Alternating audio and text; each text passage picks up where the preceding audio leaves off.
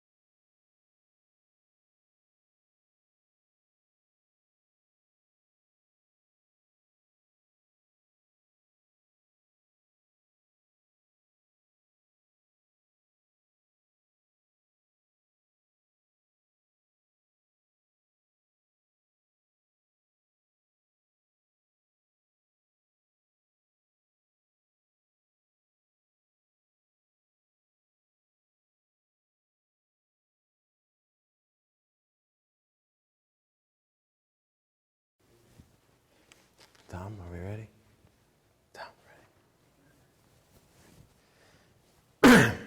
Hi, everyone. Welcome back. On behalf of the Russell Sage Foundation, the Alfred P. Sloan Foundation, and Princeton University, it's my pleasure to welcome you to the Summer Institutes in Computational Social Science. Today, we're going to be talking about survey research in the digital age. So if you all remember from Bit by Bit, I tried to make this contrast between ready-made data in the style of Duchamp and custom-made data in the style of Michelangelo. And so the past 2 days, you all have been learning some about working with ready-made data, screen scraping, APIs, taking data that already exists, and then trying to repurpose it and analyze it. And so now we're going to pivot in the structure of the Summer Institute towards collecting your own data and designing your own experiments and running your own mass collaboration. So you can think of this as kind of a pivot in where we are in the intellectual trajectory of the Institute. So the schedule for today is here. Is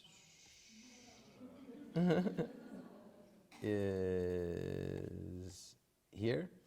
So we are going to, I'll give a brief introduction to some key themes I see in survey research in the digital age. We'll talk some about sampling, then we'll talk some about interviewing, and then we'll talk some about combining surveys and big data. Then we'll have a break, and then we'll have the introduction to the group activity, which involves you getting a chance to create, deploy, and analyze your own survey, all in about 6 hours. So one of the things about today's lecture is we're going to compress a lot of the lecturing into everything before the coffee break. Then we're going to have the coffee break, then we're going to have the activity. This gives you more time to work on the activity.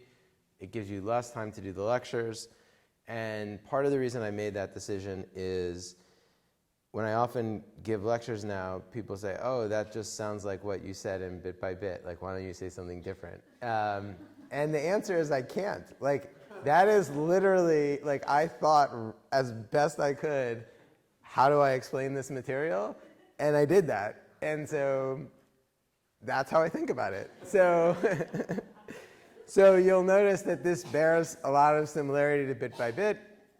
I've tried to add a few new examples, and obviously we'll have time for questions. But given that Bit by Bit exists, I think we're better off using more of our time for the activity. Okay, so that's a little bit about the schedule. So a little bit about my teaching. So I want to be clear that I'm going to try to have an anti-status quo bias. So I think often in teaching people say, oh, this is what people think, this is what you should do. And I think that is great in many situations for people to teach you the conventional way of thinking about a problem. For the purposes of the Summer Institute, I don't think that's super helpful since you all are advanced graduate students and postdocs and junior faculty. And so what I want to try to do is give you an anti-status quo view of things. So I'm going to say some stuff. Some people might not agree with it. That's okay. The goal is to be stimulating, lead to new kinds of research. I'm going to have an anti-formality bias. So I'm going to say some things that have a technical way of saying them, and I'm not really going to say them in a technical way. I think formality is important. There's a technical appendix in Bit by Bit. There's obviously many, many more books that have these technical elements correct.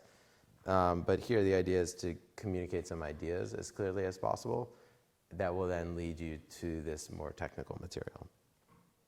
And it's going to be quick today. Okay, so one of the questions that I get most often is, why should I care about surveys at all? I particularly get this kind of question from data scientists. They say, surveys are terrible, I hate surveys, People lie in surveys. What answers people give you depends on what question you ask. There's like a huge dislike of surveys from generally people who have to answer them, and also from data scientists who often prefer to work with digital trace data. And so I want to just take a minute to say why I think we should care about surveys at all. And especially in the age of big data, not even in the age of big data. So what I mean is, I think actually surveys will become more important and not less important because of a lot of the weaknesses of digital trace sources. And surveys are a good complement that has some different measurement properties. Surveys definitely have problems. Digital trace data has problems, but they have different problems. And so that creates an opportunity. So why do I think we will always need to ask people questions? So the first is the limitations of these big data sources. This is some of them Chris talked about last time. One way that I like to think about these limitations is there was this, when I was in high school, there was this clothing company called FUBU. So some of you might have heard of this company if you went to high school in the US and you're my age. So FUBU stands for us, by us. And what I think is that most big data sources are nufu nubu. They are not for us and they are not by us. And so let me explain what I mean by that. So as researchers, there's certain kinds of information we often want to collect, and there's a certain way that we often want to store our information. And most of the people creating big data sources in companies and governments aren't doing it for the same purposes that we're doing it. So for example, as a sociologist, I often want to know things about people's race and ethnicity. As someone working at a company, I often probably would want to actively avoid knowing that. Working at a company, I really want to know someone's credit card number. As a social science researcher, I actually don't want to know someone's credit card number because that puts a lot of responsibility on me to manage that information carefully. And so I think there's just fundamental differences in the kinds of things people want to collect and also in the kinds of things people want to store. So let's imagine that you, as a social scientist, if you wanted access to all of Twitter data, you might, for example, want to store exactly when people follow other people so that you could reconstruct the Twitter timeline at any moment and for example, see how it evolves. If you worked at Twitter, you might want to know that, but you probably care much more about an efficient way to store what the network is at this moment so that you can make your service run correctly.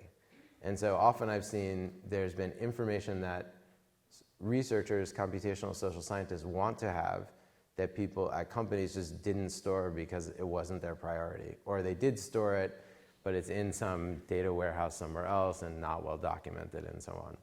So for these reasons, among others, I think big data sources are just not for us and not by us. Second is I think there's a very important difference between internal states and external states. So what do I mean by that? External states are behavior. Internal states are things like opinions, knowledge, expectations for the future. These are the kinds of things that social scientists are often interested in studying directly, often outcomes we care about, and they're often predictors or inputs to outcomes that we care about. And it's very hard to infer internal states from external behavior. And so if we care about internal states, those things are not going to show up in big data sources. So for example, if I want to know your attitude about the civil war in Syria, it's not clear the best way for me to learn about that from a bunch of trace data. And perhaps the easiest way and the most accurate way is to ask. And then the third is the inaccessibility of big data sources. So this, I think, is a pretty fundamental problem. Even though all of these things are being recorded, we don't have access, and I think for a lot of things we will never have access. So my favorite example of this is the Utah data center which is supposedly created by the National Security Agency, and that supposedly has everything in it. It has like no one knows what's in it, but people think it has like every email, every text message, all web browsing logs, all credit card transactions, everything. That would be an amazing research opportunity, but for our purposes, it doesn't really matter. Our purposes as researchers, it doesn't really matter because we will never get access. And I think lots and lots of data sources are like that. So for these reasons, I think we're always going to want to ask people, but how we're going to ask people is going to change. There's no reason for us to continue to do surveys like people did them in 1950. People in 1950 were working with some constraints. They were doing the best they could given those constraints. We do not face the same set of constraints. We should not continue to do what they did in 1950. Okay, so you can split up survey research broadly into 3 eras. So the first era started around the 1930s, and there was the most common mode of sampling was area probability sampling, where you would pick certain geographic areas and sample areas. And then you would send interviewers to those areas and talk to people face to face. Then in the 70s, there was the widespread diffusion of the telephone in wealthy countries, and people said, hey, we can start to random digit dial probability samples and telephone interviews. And this transition was very contentious. If you go back and read the papers about this, they fought about this all the time. They're like, we can't do sampling on the telephone, like we're gonna miss certain people. People aren't gonna respond in the same way over the telephone as in person, and there was bitter fights. But eventually they solved those problems and they figured out how to collect data over the telephone because it was substantially cheaper and faster. And it created a lot of new opportunities. And now, I would argue, we are going through this transition into the third era. Different parts of the research community are further along or less further along, I think, in this transition, where we're going to see non-probability samples, computer-administered interviews. And again, we are in this period of contention. People are fighting about whether this is a good thing or a bad thing. And I think, again, we will have to go through this process of figuring out how to take advantage of what is now possible. We can't continue to keep doing just what we've done in the past. There's a third dimension that I think has not been considered in these earlier eras that I think will become increasingly important, which is how surveys relate to the wider data environment. So a lot of times people would do one-off surveys that weren't linked to some big data source or weren't linked to some other set of surveys. And I think as the amount of ready-made data and other kinds of data continues to grow, it becomes increasingly inefficient to run a standalone survey. So I think increasingly we'll start to see surveys much more linked to other kinds of data sources. And this is also about taking advantage of the complementarities. So if you have a large big data source, there's going to be something about it that you don't like, and so you can imagine linking a survey to that. We saw a great example with Jen Pan in her talk, how she did a very simple survey that allowed her to test some of her ideas about which people were 50 Cent Party members. So did you notice that? That was asking questions. It was linked to a big data source. That's like a great example of how a very simple survey can provide a lot of really useful information if it's designed in the right way. All right, so what I'm going to talk about today is this third era. So one idea that I think is very important in thinking about all of these eras and whatever will come in the future is the total survey error framework. I think this is a beautiful idea, and I haven't seen this in a lot of other research communities, where they have this kind of one framework that captures pretty much all the kinds of errors that can happen. And then they work as a community to try to measure and minimize the errors that can happen in this. So the main branches of the framework are in sort of who we ask, and then the second main branch is in how we ask. So these are questions about, on the one hand, who we ask, questions about representation. So these are about sampling, coverage error, non-response error. Second is how we ask, so question wording, question ordering, social desirability bias. So in the same way that I said a lot of arguments about ethics can be reduced to consequentialism or deontology, a lot of arguments about errors in surveys can be reduced to one of these two big buckets. Either you are worried about who you are talking to, or more specifically, who you are not talking to, or you are worried about what those people are telling you. So to give a concrete example, this is President Trump being sworn in. For those of you who are living in the US around that time, you will remember it was very surprising that he was elected. Many of the polls had predicted that he would not win the election. And so after this happened, there was concern about the future of polling and whether polling was broken in some way or whether there were some kind of problems. So there's a group called the APOR, American Association of Public Opinion Researchers. It's a professional organization. They convened a blue ribbon task force to try to investigate what happened in the 2016 election. Not the election. It's not like the Mueller report or anything like that. It's what happened with the polling.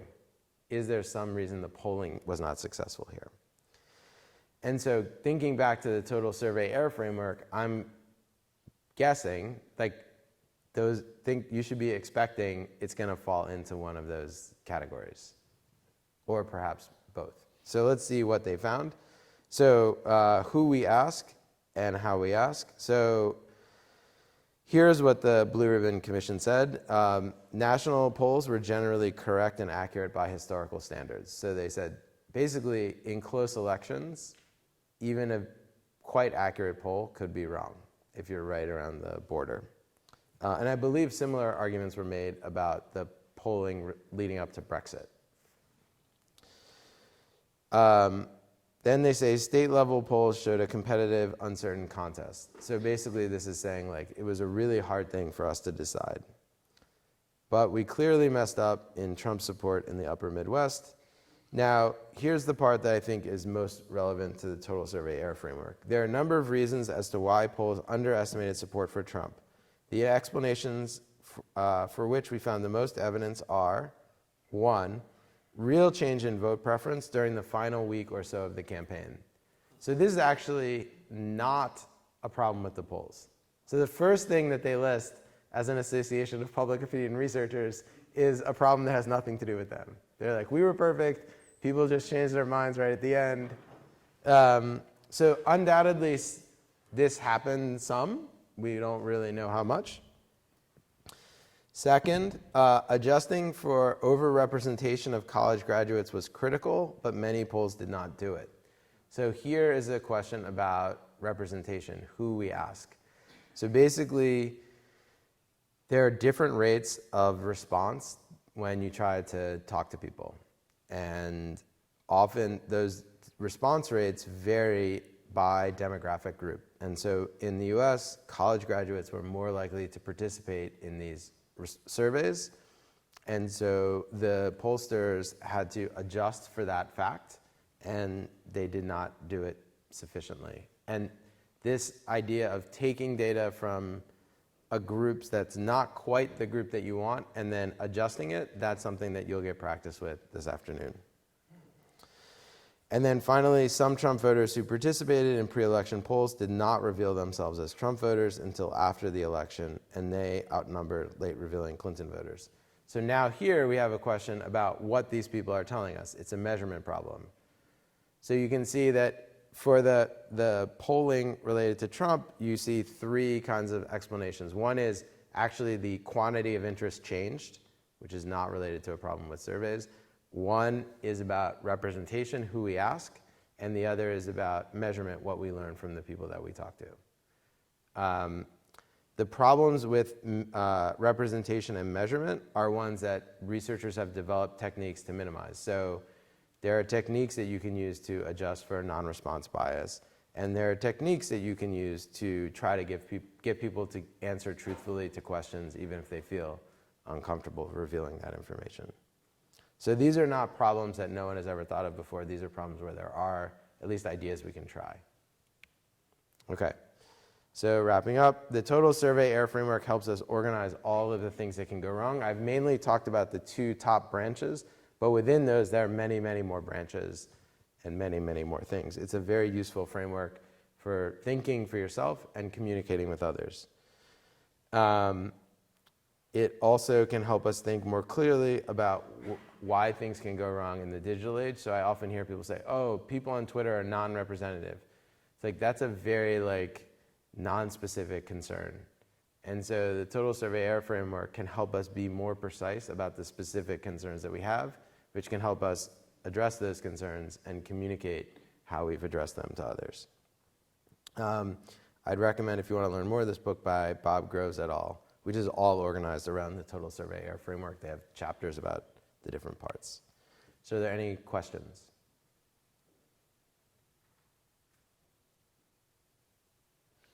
Yeah? Oh, we got to do the mic.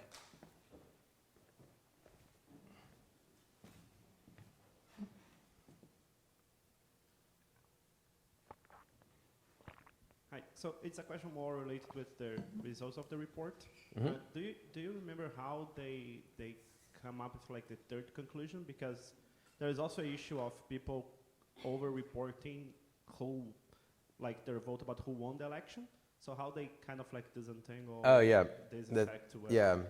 So I don't remember exactly, but my guess is there would be a couple ways they could try to do it. So if you have a question where you think some people are not answering honestly, how would you try to measure that? So one thing you could do is you could look for interviewer effects. So in studies of racial attitudes about race in the US, they often look at the answers people give separately for white and black interviewers, with the idea being that people are more likely to reveal certain kinds of things to a white interviewer than a black interviewer. So it's possible they did stuff like that. It's possible that they looked at the ordering of the questions and tried to see whether when questions happened in different parts of the instrument, people were more or less likely to report something. Those would be a couple of things that you could try. None of that is perfect. And like you said, doing new data collection after this election is over is also not perfect. So it's pretty hard. Yep. Oh, let's take the question from the live stream and then Katie. We have a question from another site. Please correct me if I'm wrong, but a lot of pollsters in the USA are still surveying through mobile like Gallup and Nielsen, right? Yeah, so this is a question about, I guess, 2 parts. One is about sampling, and one is about the process through which the interview takes place. And so it's true that people are trying to still do telephone surveys. Some people try to do landline surveys. How many of you have a landline phone? Okay, so that illustrates the problem. You don't be embarrassed. It used to be cool to have a landline phone. So I think that illustrates the concern that people have about landline phones. Some people are trying to now sample by calling mobile phone numbers. There are certain, I'm not an expert on mobile phone sampling, but there are certain, one is I believe there are rules against using automatic dialers with mobile phones, so I think it's more expensive. Also, I think there are certain people who want to block themselves from being called. So mobile phone sampling is generally more expensive. Now some people are moving back to address-based sampling, where they send you a letter and then try to include in that letter a link to a website, and then collecting the data through a website. So I would say there's a lot of uncertainty now about the best way to do sampling. And we'll talk a little bit more about sampling in the next section.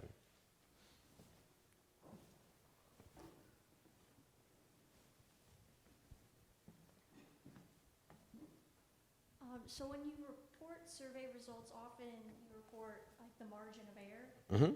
but that only deals with a small sliver of the errors that you brought up in total survey error. Do you have any recommendations, or have you seen kind of the best ways to present some of these other forms of error if you kind of know that you have uncertainty about things like, how to adjust the data or how measurement error may be involved? Yep, this is a great question. So the the measurements of uncertainty that we often provide only capture the sampling error and not the non-sampling error. So how do people capture the non-sampling error? So I think there's generally two strategies that I see. One is to try to eliminate the non-sampling error. So I don't think anyone can ever do that. But an example of this would be, let's say you wonder about whether the order of the questions impacts the results. So one thing you could do is you could potentially randomize the order of the questions, and then this would be kind of trying to minimize the amount of non-sampling error. A second thing you could do is some kind of survey experiment or other kind of thing inside of your study to try to measure the amount of non-sampling error. So a good example of this is in studies of interviewer effects. They have different interviewers. They try to compare what you get, information you get from different interviewers as a way of trying to detect how much non-sampling error there is.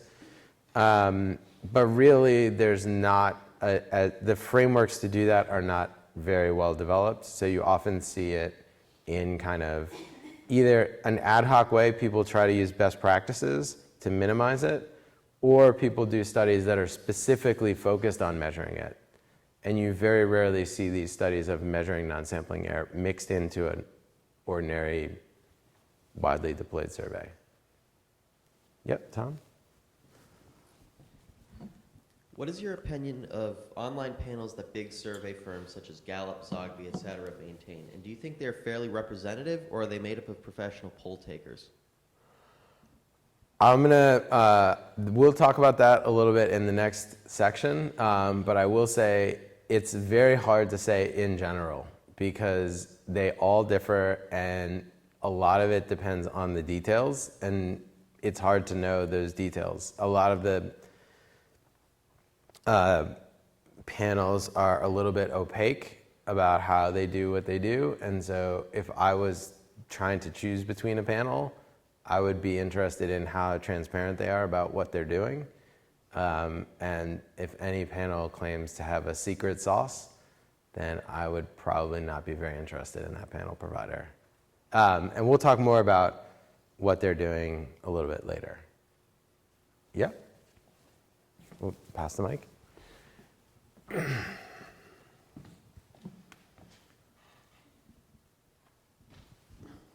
Going back to the 2016 election, I think one of the problems for correctly gathering information about Trump supporters is some of them are in the rural area, and then like if you are trying to reach out to urban areas, it's kind of easy because you can do land survey or phone survey. If you're trying to reach out rural residents, it's kind of harder. And so when you're doing a survey, if you are targeting a hard to catch population, sometimes you do oversampling. Mm-hmm. But I wonder whether there's a better way, more creative way of doing that. Okay, so let me try to explain what oversampling is, because some people might not be familiar with it. So sometimes when people are new to sampling, they think the best kind of sample is a simple random sample, where everyone is equally likely to be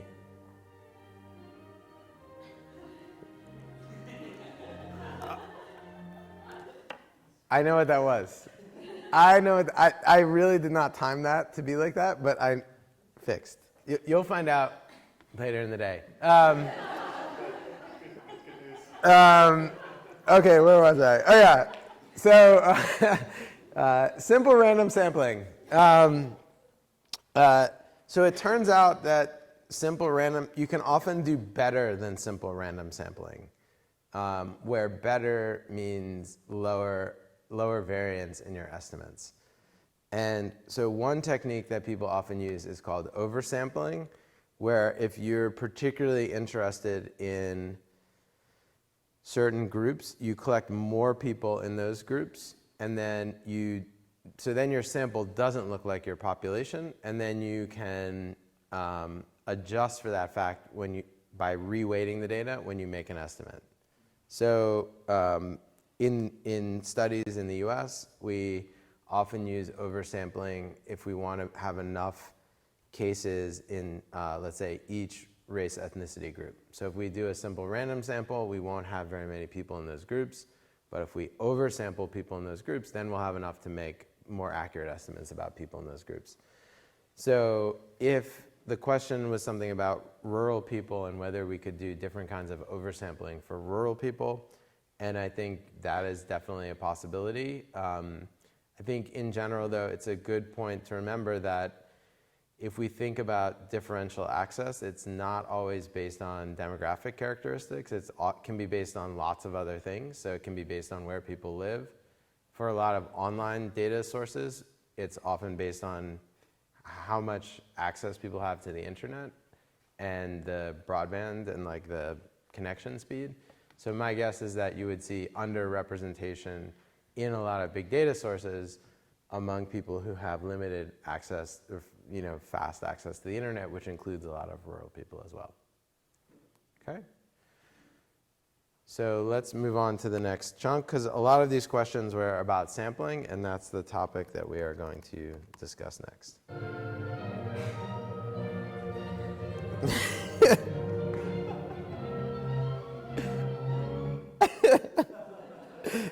Again, I will explain later. All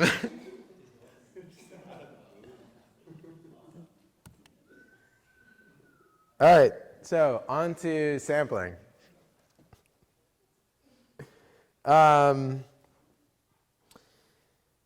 So when I was learning about sampling, this was the worldview that I was taught. So on the left side of your screen, you'll see probability samples, and you'll see some nice equations. This is from the Horvitz-Thompson 1952 paper, and the idea is that we can do lots of nice math about probability samples. We can provide theoretical guarantees about how accurate estimates are as a function of the sample size and the population. It's just really nice what you can do with probability samples in theory. And then there are non-probability samples, which lead to embarrassing estimates. So this, some of you may recognize that President Harry Truman holding up a newspaper reporting his loss in the election, which in fact he actually won. This was an embarrassing failure of surveys. Non-probability techniques, and one of the lessons that people took from this experience was that we should not use non-probability techniques. We should only use probability techniques. So this is the world in, I guess that Horvitz-Thompson paper is 1952. That Dewey defeats Truman, 1948. And that was what I was taught in, well, I won't tell you when I learned all this stuff, but pretty recently, not 1952. And so I think really what we have today is a little bit different. What is the true picture of the world is that what we think of as probability samples are not probability samples. So there is probability sampling, the math part of it, and that is all correct and true, and we can prove beautiful theorems about it, and it's lovely. When we try to actually deploy this in the world, that is not what is happening anymore. So telephone surveys now in the US have response rates of around, I think, 6% to 9%, and that's expensive. That's an expensive, high-quality thing. So to have a response rate of, let's say, 10% means you have a non-response rate of 90%. So let me just say that again. You have a non-response rate of 90%, so you are not in this world anymore. That world is gone. That world does not exist. That world only exists in theorem land. And so what people do in practice is they take the data they have and they do weighting to deal with the kinds of problems in the data collection, and that weighting depends on unverifiable assumptions. Then we have non-probability samples, where you have an unknown sampling process with weighting based on non-verifiable assumptions. So what I want to do here is I want to try to blur the line between these things. Like, people often think there's a sharp division between probability samples and non-probability samples. But when you do probability samples and there's a huge rate of non-response, then the sampling process is unknown to you. Let me just give a different way of thinking about this. So often one way to mathematically model sampling with non-response is there's actually two sampling processes.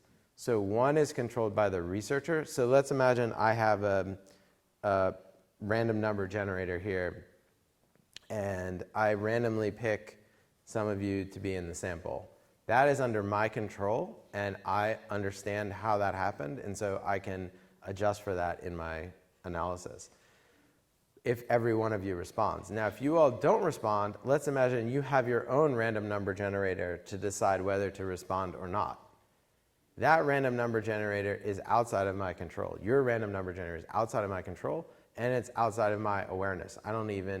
Not only can I not control it, I can't see it, I don't know how it works. And so really there is this part of the sampling process that is out of my control and that I can't measure. And that is what happens with probability samples in practice now. That is often a big critique of non-probability samples, is that you don't control the sampling process, but you don't control the sampling process fully either in the probability sampling world. Now, this is not to say that I personally would have equal amounts of confidence from probability or non-probability samples. Like, I think the amount that the sampling process is unknown and the assumptions that you have to make in these settings are different. So I'm not saying that they're equally good, but I'm saying they both involve assumptions, and the question then really becomes which assumptions are we more comfortable with? And that is a much more complicated question than saying always do one or always do the other. Okay, so a probability sample is roughly every unit from a frame population has a known and non-zero probability of inclusion. So a couple key terms here. Frame population is a set of people that are on the sampling frame that you can reach. That is not always the same as the population that you care about. So let's say you want to learn about people in France. And let's say your sampling frame is people on Twitter who have their identification as saying they live in France. So if you want to learn from a frame population about a target population that are not the same, there's going to be some important kinds of extrapolation happening there. So what probability sample, again, means is that every unit on the frame population has a known and non-zero probability of inclusion. The non-zero part is important here. This comes up a lot in digital things where people don't have access to the internet. Those people have zero probability of inclusion, and so you can never learn about them through this kind of mechanism. The second thing is that not all probability samples look like miniature versions of a population. So one of the things we just actually this came up in the questions last time about oversampling, but when people say they want a representative sample, I think they often think they want the sample to look like a mini population. And like that's not necessarily what you want. And often most real complicated, expensive surveys do not have that. They have oversampling, they have other kinds of things to make them more efficient, to make the estimates more precise or to make the cost lower. And so I want to get this out of people's heads that the sample needs to look like the population. If the sample does not look like the population, though, then you have to do some adjustments when you make estimates to do weighting to account for that. So with appropriate weighting, probability samples can yield unbiased estimates of the frame population, not necessarily of the target population. Those are two different things. So to summarize what I think are the main ideas from probability sampling is first, how you collect your data impacts how you make inference. So whenever someone says, here's the data I have, can you analyze it? I say, well, how is this data collected? And that is like understanding the probability that people will be included in the data that you have is key for understanding how you can undo any biases that exist in how those people came in. And the second is you want to focus on properties of estimators, not on properties of samples. Again, people say, I want a representative sample. And I say, well, I don't care if the sample is representative. I want an unbiased estimate. And you'll notice that often properties, we often talk about properties of estimators. This estimator is unbiased, this estimator is consistent, and we're not talking about the sample, we're talking about the estimator. So those are, I guess, two ideas from sampling that I think are important that carry over also to when you're working with a big data source that you don't explicitly sample, but is a sample of something. Okay, so another thing that you see very, very, very often, I guess this is maybe perhaps one of the most important equations in all of sampling. This is sometimes called the Horvitz-Thompson estimator or the pi estimator. It's just a weighted average. So basically what you see, let's say I want to estimate the average height of Princeton students. So that's the thing on the left. So we often use the hat to be an estimate, and the bar is average. And then we would take the height of everyone in our sample, those would be the yi's, and we would divide them by their probability of inclusion. So I want to talk about the probability of inclusion here. So the probability of inclusion is if we have people who are, let's imagine we just did a simple random sample, everyone is equally likely to be included, then we can just take the average of the people in our sample. But now let's imagine I'm doing this sampling, and imagine that people who sit in the front row are more likely to get sampled than people who sit in the back row. So then I have to take advantage, I have to include that information in my estimator. And so as people are less and less likely to show up in the sample, they have to count for more and more in the estimate, right? So this is why the weighting happens in the denominator. One way to think, the lower your probability of inclusion, the more weight you should get, okay? So inference from probability samples, in theory, you take the data that you have from your respondents and you have known information about the sampling process. So those pi i's. That's probability sampling in theory. Probability sampling in practice, we don't really know people's probability of inclusion because there's non-response. So then what we do is we take the information people give us and then we try to estimate people's probability of inclusion using information about the sampling process. This usually includes auxiliary information about the people and some assumptions. And we'll talk more specifically about that in our activity. You're going to get some practice with this. So you all are going to take a survey, deploy a survey to Mechanical Turk, and then try to use it to make inference about the US population. And so in that process, you might say, well, people on Mechanical Turk are going to be different than people in the US, and that's true. And so you're going to have to do some kind of weighting to deal with that problem, and that involves making some assumptions, and you're going to get some experience doing this. Inference from non-probability samples, again, the same thing. You don't know the probabilities of inclusion, so you estimate them based on auxiliary information and assumptions. So here is one type of, this is just basically a one form of non-probability sampling adjustment model. So basically, I'm just going to skip this because we'll have much more time for this in the activity. It's better for you to just do it yourself than hear me try to describe it. So the key to many of these adjustment methods is to use external information and to make assumptions. So let me explain what kinds of external information you have to use. So imagine that you have a sample of people. Let's imagine you do collect a bunch of data in Germany and 90% of your sample is men. So you might say, that doesn't seem right. Like, I don't think the population of Germany is 90% men. And so you might need to then make some adjustments. But there you've used external information, which is your knowledge about what the gender composition is in Germany, right? And so most of these techniques involve you comparing stuff about your sample to stuff that you know about the population, usually from the government or some kind of national statistical agency. if this external information that you have is not right, or if the assumptions you make to do the kinds of adjustments are wrong, then you can make things worse. But in most situations I've seen, these kinds of adjustments to deal with the sampling process generally make things better, but not perfect.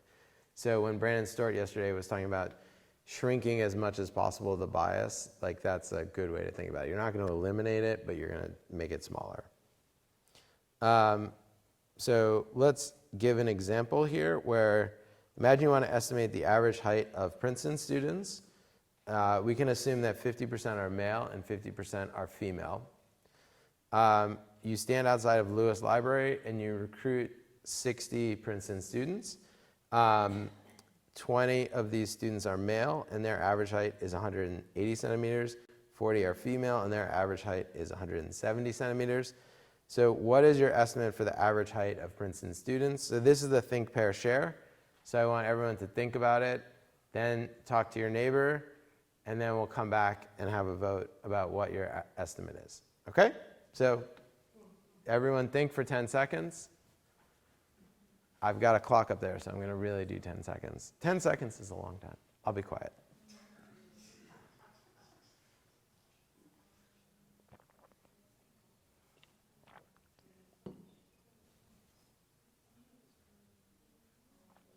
Okay, pair.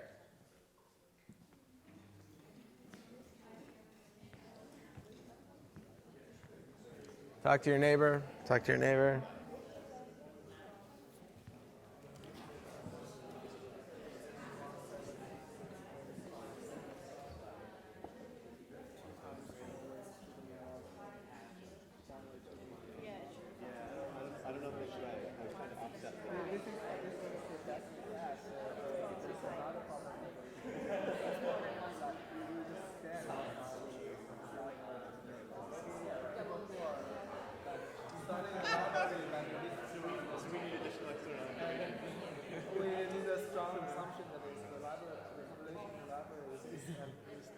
Good, okay.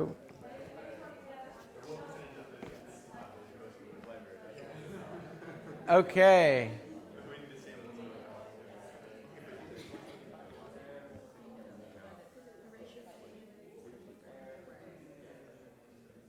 I heard some good discussions. So what I would like to, rather than calling on any one person, what I would like everyone to do is to shout out your answer all together on the count of 3. So I'm going to say 1, 2, 3, go. And when I say go, everyone yell out what you think the answer is. Okay, ready? 1, 2, 3, go. 175. All right, so this is great. I heard all the conversations that I wanted to hear. That's great. So 175, let's walk through a couple. There's 2 main ways that people do it. Right? One is the weighted mean, so it sounds like a lot of you did that. So you said, I know that half the population is men and half the population is women. And so what I'm going to do is I'm going to take the best estimate I have for men and multiply that by the size of that group, weight that by the size of that group. And I'm going to take the best estimate I have for women and weight that by the size of that group. So that is a technique called post-stratification. And that's the technique that you all will be using in a more complicated version of this in your activity today. And so I want to emphasize how that's different from just taking the sample mean. So one of the things you could do is you could say, I just want to take the mean of the data that I have. But you all thought the right thing to do was to try to use the external information to correct for the fact that your sample didn't quite look like what you were expecting. Now, how could this go wrong? I heard a couple of examples of that. So one of the things I heard is, well, you're sampling in front of the library. Like, what if people from the basketball team spend more time at the library? For sure, that is not going to be accounted for here. And now, which is also a very important lesson about post-stratification, which is that post-stratification allows you to undo sampling biases related to things that you have measured and that you have the appropriate information to construct the weights about, but not things that you haven't measured. So this is why if you are going to do post-stratification, you have to think about what are the kinds of biases that might exist in the sampling process, and then you have to collect the information that you will need to make those kind of adjustments. Okay? So this is like a mini version of one part of the activity that you'll be doing this afternoon. So now let's see a much more complicated version of that exact same idea. This is a study by Wei Wang and colleagues forecasting elections with non-representative polls. So they took a sample of people who are on the Xbox platform. And so for people who don't play Xbox or don't have a kid that plays Xbox, it's a video game platform. It's really fun. People who are on the Xbox are not a random sample of Americans. So this graph shows a comparison of the demographic characteristics of people they were able to sample from the Xbox compared to people in the voting age population. So it is kind of hard to see all of that here. I want to call your attention to the fact that on the leftmost panel is the sex composition. And so the people on the Xbox are about 90% male, which does not match the voting age population. And they are mostly 18 to 29. That's in the third panel. And again, that does not match the age composition of the US. On other dimensions, though, the population they were able to recruit through the Xbox matches the US population pretty well. But on some it doesn't. So this sample is not a mini version of the US population. However, they were able to collect an enormous amount of data. So they have 350,000 unique respondents and about 750,000 interviews. So this is a case where I am not telling you these numbers just to sound impressive. This actually allows them to do a different kind of adjustment technique. So I want to emphasize this again. You often hear people in computational science say big numbers. I have this many billion tweets or this many trillion tweets or whatever. And I think whenever you hear that, you should ask yourself, does that number actually matter? And sometimes the answer is no. Sometimes the answer is yes. And this is a situation where the answer is yes. And the reason it's important is it allows them to do a better job of adjusting for the sampling process and the non-representativeness, the biases that exist in their sampling process. So the x-axis here is the date. The y-axis here is the estimated support for Obama. The bottom line is what you get if you take the sample average. And the gray, the shaded gray is what you get if you make a weighted average. So remember, with the weighting, you took the average height of men and the average height of women and then combined it. Here, what they did, instead of splitting the population into two groups, they split it into hundreds or thousands of groups and then did the exact same thing. And when you split those population into lots of these small groups and combine them just in the way that you did, you're able to take this estimate that bounces around wildly and produce something that is very similar to the actual election result, which is this dashed horizontal line.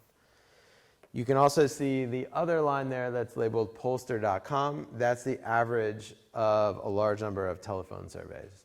So one of their most surprising results was that the Xbox non-probability sample was able to make more accurate estimates than the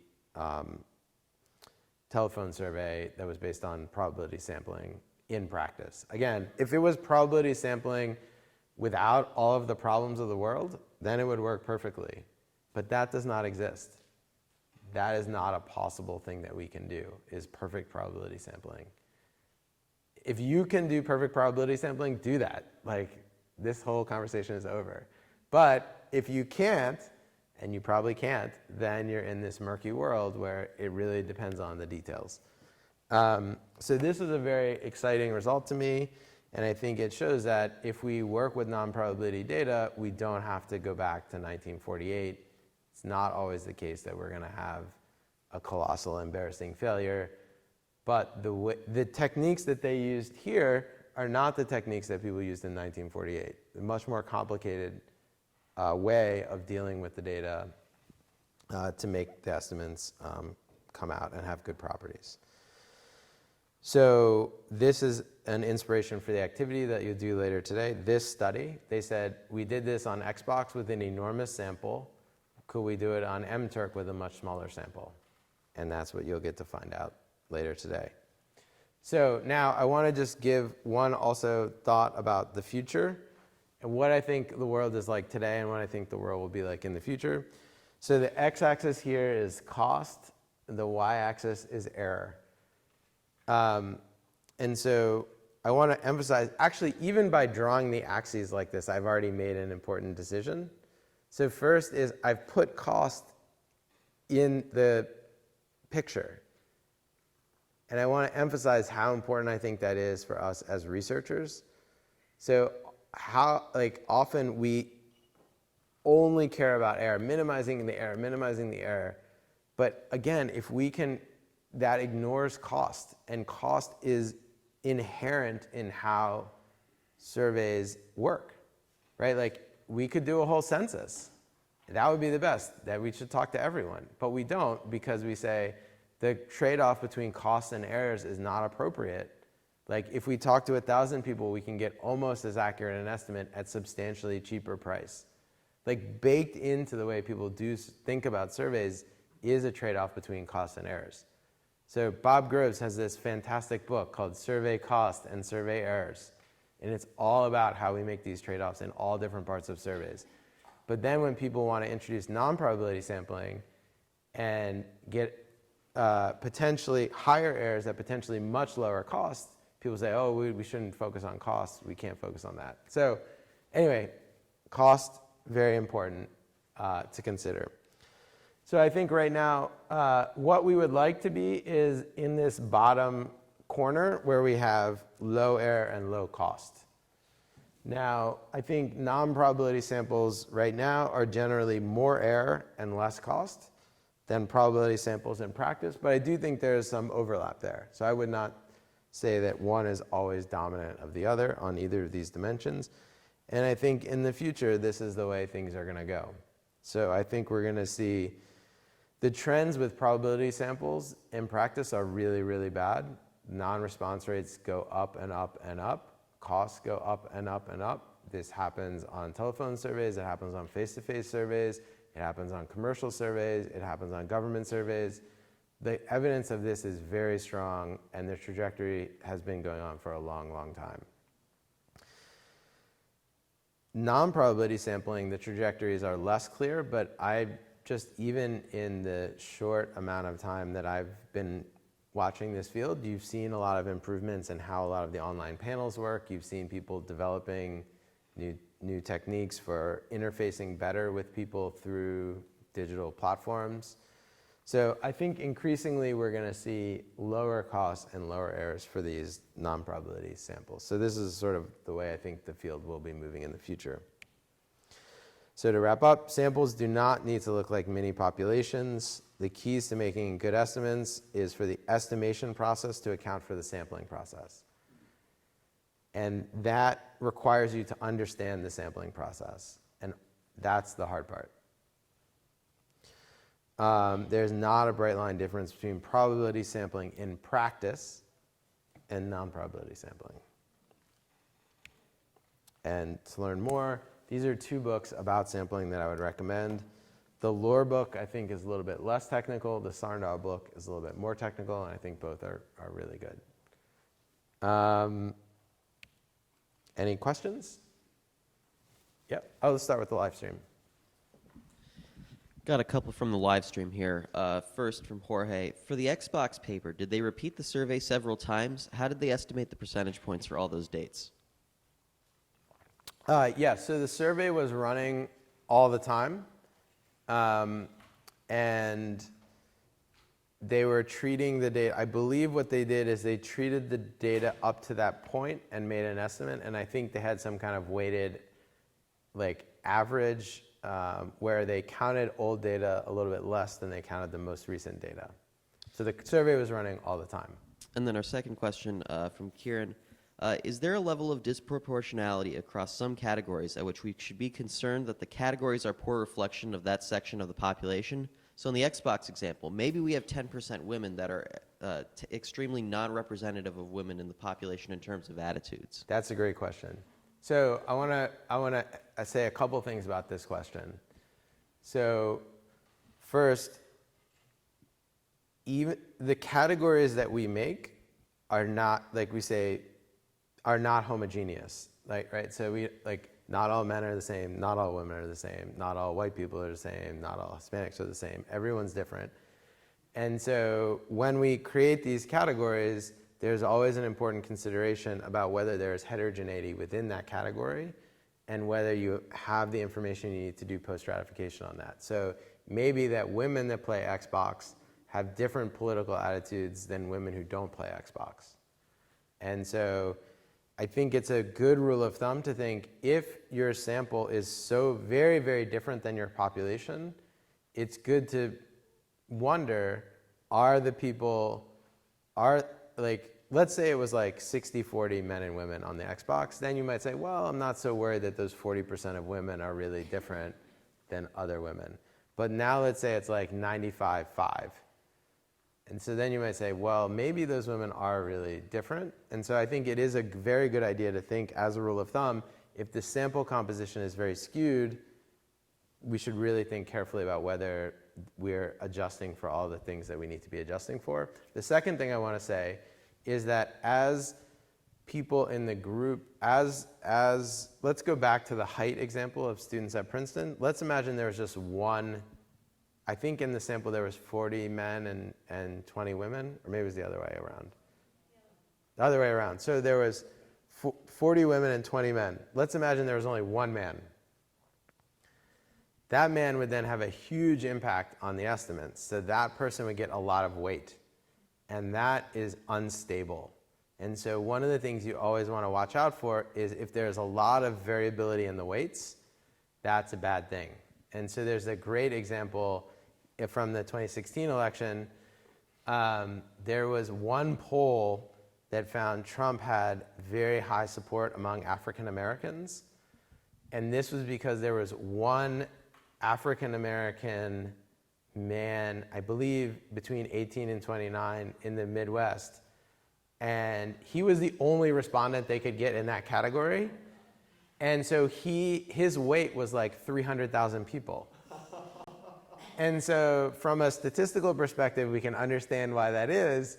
But then he was unusual. And so that ended up having a big impact on the estimates. So there's a great newspaper article where they found him and talked to him. And so you want to avoid a situation where you have big variation in the weights where one person can be standing in for many, many, many people. I have another one. Okay. And then we'll do one more, and then we'll go through the room, and then we'll come back. So from Jorge, again, kind of responding to your comments just now, in the same vein, if the response rates in a certain category, so like males age 45 to 50, high income, et cetera, is very different from another category, then shouldn't the post-stratification estimates be biased, as the weighting does not know which categories are more biased? No. So if the response rates within the groups do not need to be the same, as long as everyone within, so there's two kinds of variation here. There's many kinds of variation, but there's two I want you to focus on now. One is variation between groups, and one is variation within groups in terms of the probability of response. So if it's the case that all men between 18 and 29 have the same probability of response, and all women between 18 and 29 have the same probability of response, those two do not need to be the same. That's okay. Now, what causes problems is if within a group there's variability in the probability of response, then that can cause problems. So this is the response homogeneity model. I will write down a more formal version of this when I do the introduction to the group activity, because the main part of what you all will be doing is making these groups, producing estimates for them, and then combining them. And so I want you to think carefully about how that can go wrong. So we'll pass the mic. Oh, good. Okay. Yeah. I wanted to ask if there is some kind of a framework for making these adjustments. For instance, one example is to adjust only in cases where you see the huge difference. And no matter, like, even if you don't see how men are somehow different from women in this case, in what you are trying to measure, you still adjust for it, for the difference, or you need to have some kind of a theory, what can influence the results, and so these adjustments in this case will be different for different variables.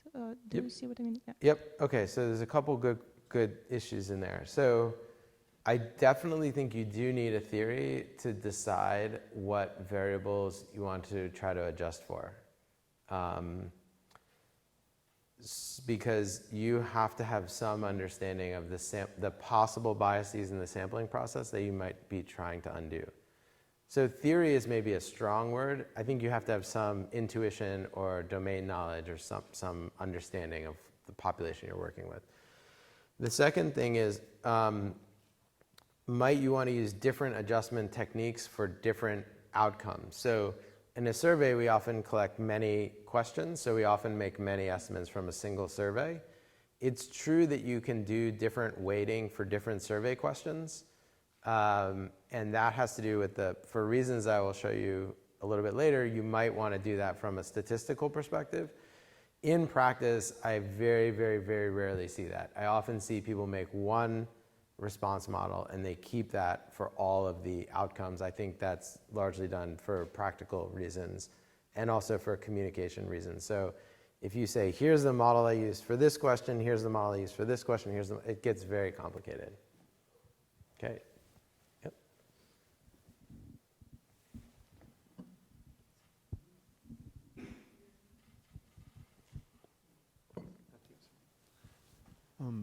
Okay, so see if I just got this right, because I think my question was answered. So if there's if your sample is big enough, even if it's non-probability, as long as there's enough people in each bucket, and the probability of selection within that bucket is homogeneous, then post-stratification will give you a reliable estimate. Is that accurate? That's accurate. Okay, that's all I need to. Yep.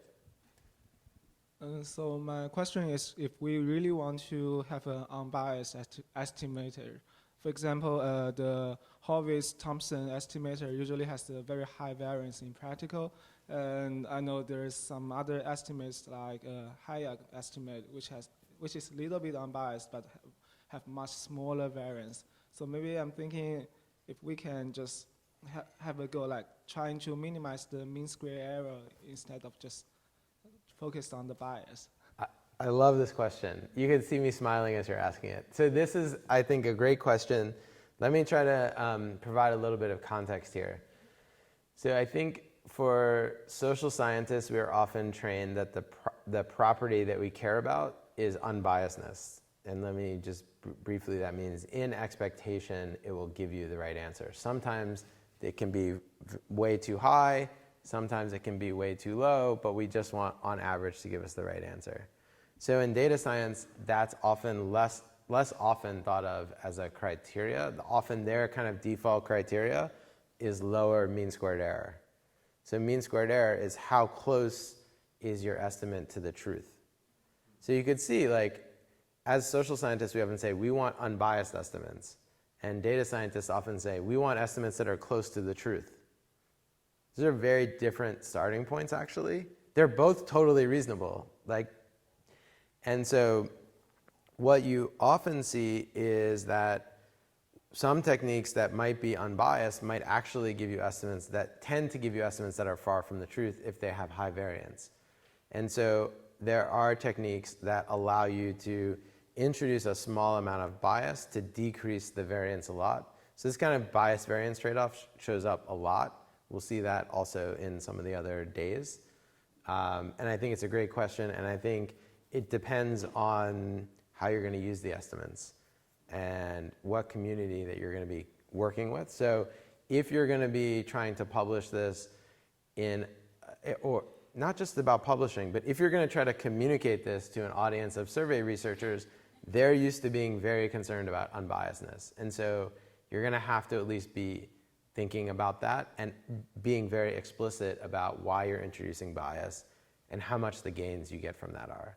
If you're going to be communicating with a data science audience, and then they're going to be expecting you to minimize the mean squared error. And so if you care about unbiasedness, you're going to have to really justify that and show you're not losing too much in terms of mean squared error to get that property. So I think it's a great question.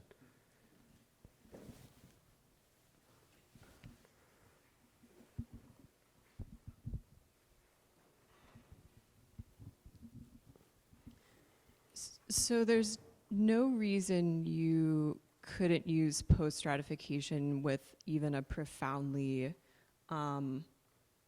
probability sample that had profound non-random non-response, right? And why wouldn't you always try to do that to improve external validity and make the standard errors math more straightforward? Yeah, so I personally think you should always do post-stratification. But I do want to say that post-stratification requires assumptions, and if those assumptions aren't right, then the adjustments aren't going to do exactly what you think. And so when you said like a profound problem, that made me think, I'm really worried about whether those assumptions are right now. If there's like a really big thing that's happening, if I don't really understand what that thing is, then it would make it hard for me to adjust for it. So like, if it's a problem that I kind of know about and think I understand, then I feel much more comfortable than if it's like something went totally wrong, I don't understand it, but I'm going to try to adjust for it anyway. I mean, the beauty of probability samples in theory is that we don't have to do that. We don't have to make these assumptions about the population and the response patterns because the randomness takes care of it. Okay, we have one more question from, two more, and then we'll move to the next section. First from, and I hope I'm pronouncing this correctly, Ikhil Tezulani. Can weights compensate for noise in the sample in the case that there's low n for a specific group in the sample? Yes, so one of the post-stratification is often used as a technique even in probability samples to reduce variance. It's like helping you make sure your sample and your population are more in sync. And then this one from Samira, again, apologizing in advance for mispronunciation. In a setting where there is little information on the population, so data-sparse environments, how do you correct for any biases resulting in the sampling process, so in the absence of reliable population data? Yep, it's a great question, and the short answer is you can't do it.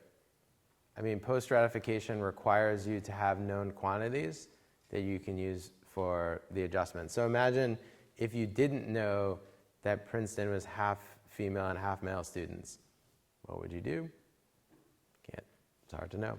So just as a sidebar, this to me is an argument for why national statistical agencies are very important now, because we have more and more of this kind of ad hoc data collection. And if we have better known quantities that people can use to calibrate against, we can potentially unlock lots of value in all of this data that's being created, but that can only happen if we have these known quantities that we can use for adjustment. Okay, so we are slightly behind schedule as usual. So I'm going to move on to the next section and talk a little bit about computer administered interviews and wiki surveys.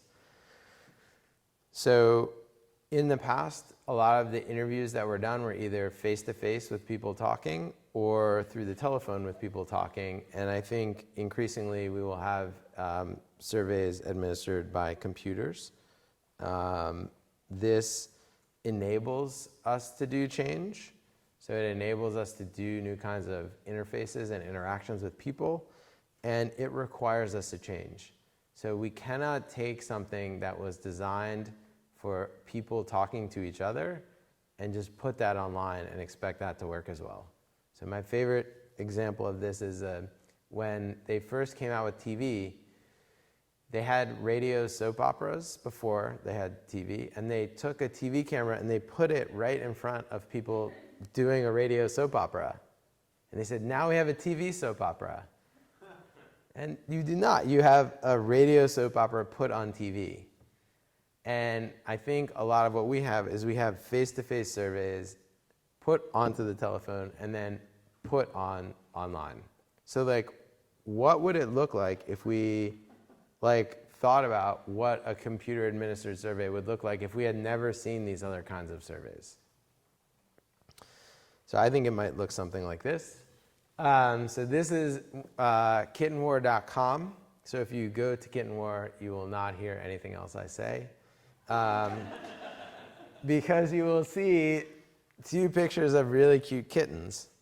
And then you will pick one that you like, and you will see more cute kittens. And before you know it, you spent 20 minutes clicking on kittens. So in addition to being a very fun way to spend your time, there's something a little bit deeper that's happening here. So if you click to see the winningest kittens, this is what you see. That's pretty cute, right? And if you click to see the losingest kittens, this is what you see. So it's very different. Let's go back here for a second. So this very simple and enjoyable information elicitation mechanism has detected what we consider to be a very noticeable social signal. The other thing that I love about Kitten War is that all of these pictures of kittens were uploaded by users. And this differs a lot from how we normally think about collecting survey data. So let's imagine that let's imagine I was a traditional survey researcher and I wanted to find the cutest kitten in the world. So what I might do is go to the library, I might look through some books, find pictures of kittens that I think are cute, put them on a survey, and have people respond to those kittens. And so there's 2 things that are pretty broken about that. So one is the cutest kitten pictures in the world are probably not in the library here. And then the second is that I've baked a lot of myself into that already. Like, what if I really like these kind of kittens? Like, there are people who choose to have these kind of kittens. That's great. So again, we don't want to bake ourselves so much into our instrument. Like, what if we had a way that we could discover new pictures of kittens that we never had seen before, and then simultaneously find ones that people find to be really cute? So another way of thinking about Kitten War is that it really solves a fundamental problem that exists in all kinds of social measurement. So on the one hand, we have techniques that are really good for quantification. This is surveys. But on the other hand, surveys are very close to new information. And so we have other techniques like interviews, focus groups, participant observations that are open to new information, but those are usually slow and expensive and hard to quantify. And so what if we could come up with an instrument that combines the quantifiability of a survey with the openness of an instrument? And that's what we were trying to do with this project. We call these Wiki Surveys. So just like Wikipedia evolves over time based on user input, imagine if you had a survey that evolved over time based on user input. So as we were creating these Wiki Surveys, and here this is a project I did with Karen Levy, who was a graduate student here at Princeton and is now a professor at Cornell. We thought, what are some general principles that Wiki Surveys should satisfy? So we didn't want to say, let's just take surveys that people did in 1950 and try to do something like that. We said, let's try to look around and see what are online information elicitation systems and information aggregation systems. What are, like Wikipedia, what are the properties that they have? And then what are the properties that surveys have? And how do we kind of combine them? And so we came up with 3 properties that we wanted, principles. The first is that we wanted these Wiki Surveys to be greedy. And let me explain what I mean by that. So usually as a sociologist, I'm supposed to not want people to be greedy. But in this case, it is very good for surveys. So if you look at a lot of web-based systems that are good for information aggregation, if you look at the amount of information contributed by each person, it's very, very unequal. So this is a ZIF plot, a rank order plot. So all the way on this side, on your left, you'll see the person that contributes the most. The y-axis is how much that person contributed. So this is like the person who's spending 80 hours a week on Wikipedia. There are people like that. I'm very grateful to them for their contribution. Then if we move to the right, we see lots of people who contribute a small amount. These are people who add a comma every month. And so one of the things that makes Wikipedia magical is that it can take all of this information from all of these people. Person wants to work 80 hours a week? Great. Person wants to add 1 comma a month? Great. We'll take all of that. And these are often sometimes called the fat head and the long tail. That differs fundamentally from the way that we collect data in the social sciences. So what we do is we say we only take a fixed amount of information from each person, typically. So if someone comes to you and says, I love your survey, I want to do it 100 times, you would laugh because you would say, why would anyone want to do our survey 100 times? Because it's so boring and such a bad user experience. So we are chopping off all of the fat head. And what if someone comes to you and says, I'll give you 2 minutes of my time? And we would say, nope, can't take that. Sorry, that's going to lead to non-response problems. So we chop off all of the long tail. And so we just take what's in the green and we lose all of what's in the gray. And so to put this into context of Wikipedia, if they accepted 10 and only 10 edits per person, they would lose about 95% of their edits. So there's a huge amount of information in the fat head and the long tail. And so with Wiki Surveys, we want to collect all of it. So then you may say, well, isn't that going to complicate your analysis? And the answer is yes. None of these principles give you free stuff. But the idea is that we would rather take on the complexity of the analysis rather than push that complexity onto users or not collect the information at all. So I think if you think about the way surveys are built, I think a lot of surveys are optimized for the researcher and they're not optimized for the participant. So we really wanted to also change that. Because once you think of the participant time as being the most valuable thing, we're willing to take on much more of the complexity ourselves rather than pushing that onto the participants. The second property that we thought they should have is they should be collaborative. And there we want the participants themselves to have a role in creating the questionnaire. This is how we can be open to new information. And finally, we want them to be adaptive. And again, this is part of treating the respondents' time as valuable. If we already know the answer, we want to ask them the most valuable question given everything that we know up to that moment. So most surveys, you form the questionnaire and then that's fixed, and then you collect 1,000 respondents. But by the time you've done 500 respondents, you know much more than you knew at the beginning. Traditional surveys are not good at making use of that. And that means we are wasting our respondents' time. So we said, these are the 3 properties that we want. And then we built, with a grant from Google, we built all our ideas. It's a free and open source platform where anyone can come and create their own Wiki survey. So we believe that system building is a thing that happens much more in data science, where they actually build a tool that people can use. And we thought this is actually really something that we want to do. One, because it's cool to make this platform that everyone can use. And also, it's going to allow us to do the research that we need to do. Like, if it wasn't for building this tool, we could not have done this project. So to give you an example, this is related to what Beth Novick was talking about last time. This is the project we did with Mayor Bloomberg's office in New York City. So they wanted ideas to make New York a greener and greater city. So they picked one question: which do you think is a better idea for creating a greener, greater New York? And then they seeded it with 25 ideas that came from their prior outreach. We put that into all our ideas and created a Wiki survey. And then they saw this interface.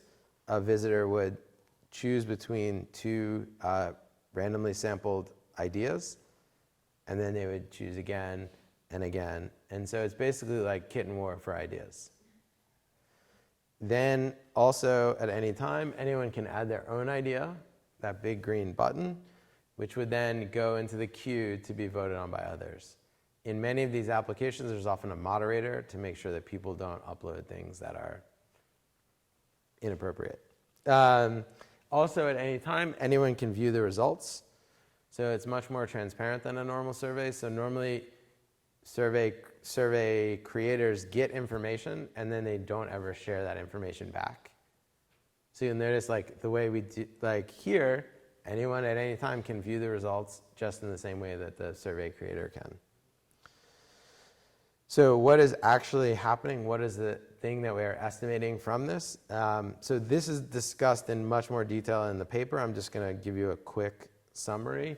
So the data structure we have is votes that are nested within sessions.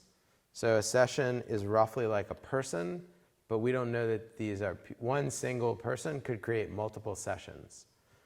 Like if you visit today from your laptop and then you visit tomorrow from your mobile phone, we don't have any way of knowing that that's you both times.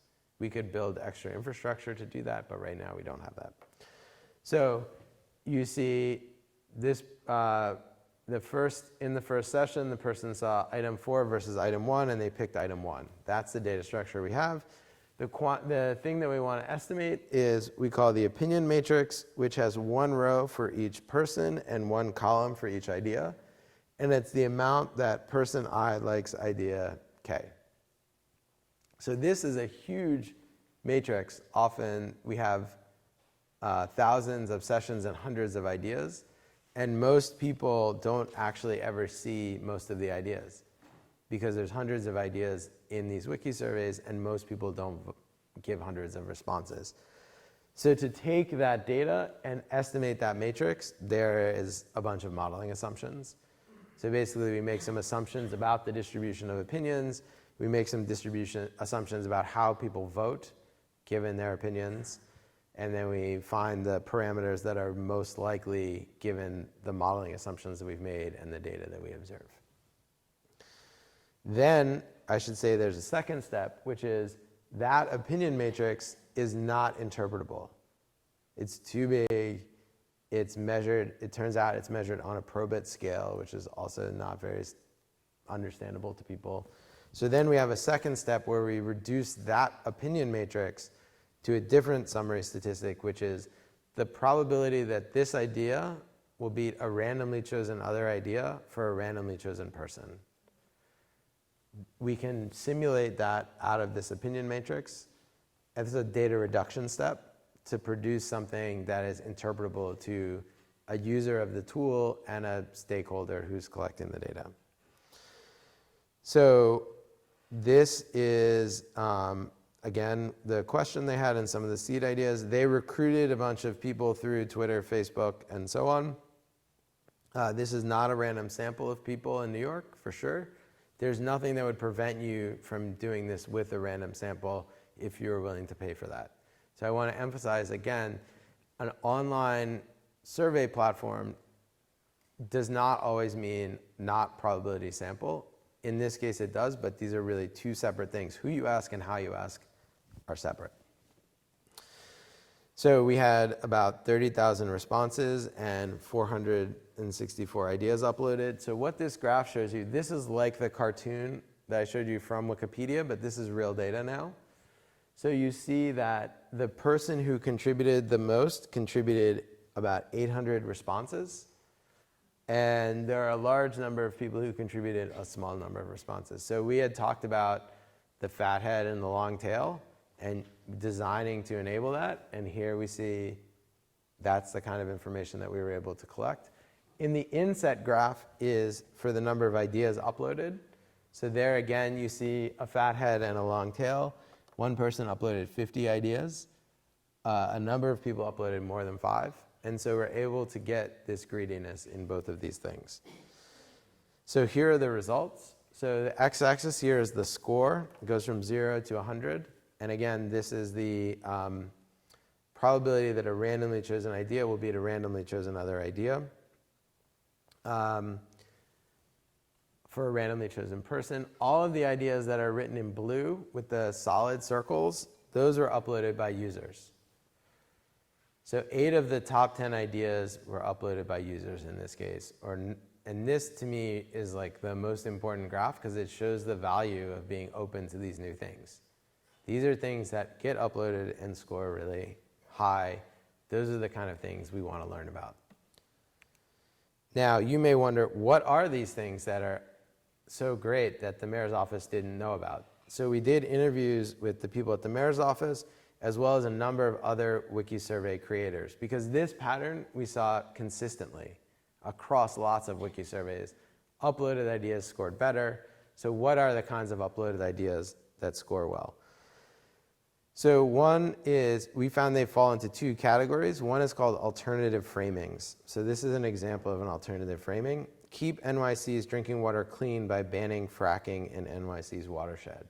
So this was uploaded by a user, and we said to the mayor's office, like, fracking, like, that's kind of a big deal. When they launched this, it was even a bigger deal. Like, don't you all know about fracking? And they're like, yeah, we know about fracking, but we wouldn't have expressed it that way. So we would just say, keep the water clean. We wouldn't say, keep the water clean by banning fracking. So in this case, this is able to come up with a way of expressing the idea that's more resonant with people. And I think that is an important lesson for people. As we construct surveys, we often use terms that are very meaningful to us, like social structure. That's like, a sociologist love talking about that.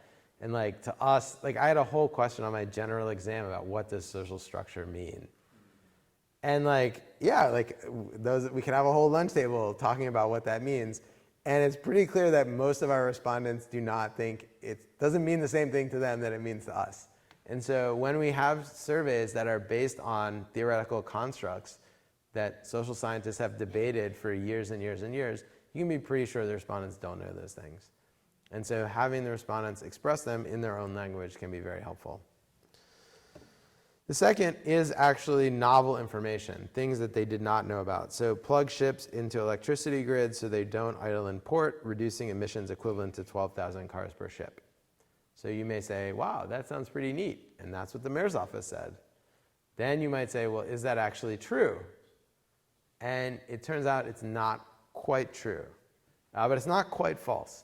So the number appears to be closer to 5,000 cars per ship rather than 12,000 cars per ship. And in the end, they thought, wow, this is a great idea. Like, and this idea ended up in, both of these ideas ended up in the plan. So it was valuable for them to have these alternative framings. It was valuable for them to have these novel information. And we thought more about why it was that these ideas that were uploaded kept scoring well. And then we kind of realized that it actually seems almost like something that has to happen. So I'm going to give you an argument now for, I will bet you a beer or a coffee or a tea or water or a soda, we have lots of soda, leftover soda, that if you do a wiki survey, the ideas that are uploaded by users will score better than your ideas. And I will give you an argument for why that will be.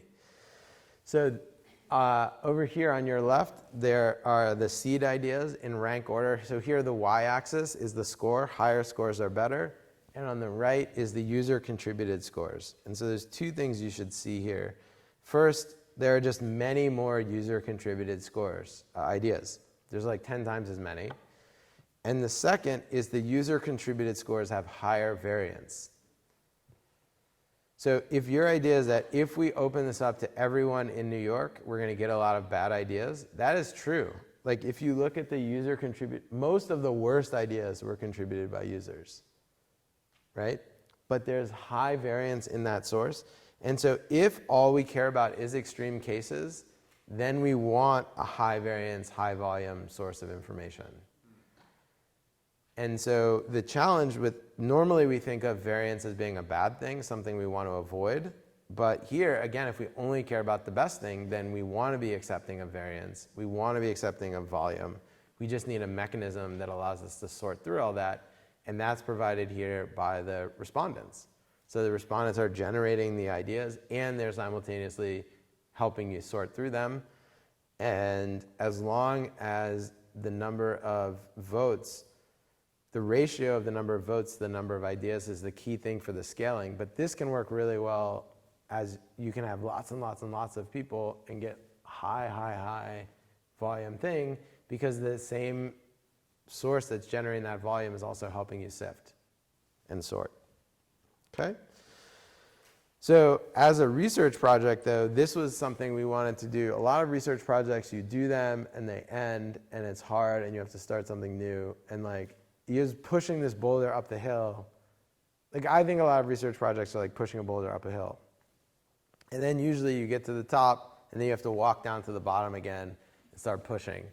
And so what if we had something where research projects just got easier and easier instead of having to start the hardness again? So we had this idea that we would have participants, they would help us do research. That research would help us improve the website. The improved website would give us more users, which would lead to more research, and we could get this virtuous cycle where everything could continue to get better and better and better. This turned out to be super hard to do in practice. If people are interested in this kind of thing, I'd be happy to talk about it over one of the lunch tables. So we're currently hosting about 14,000 Wiki Surveys with about 23 million votes. They've been done by government organizations, nonprofits, and companies.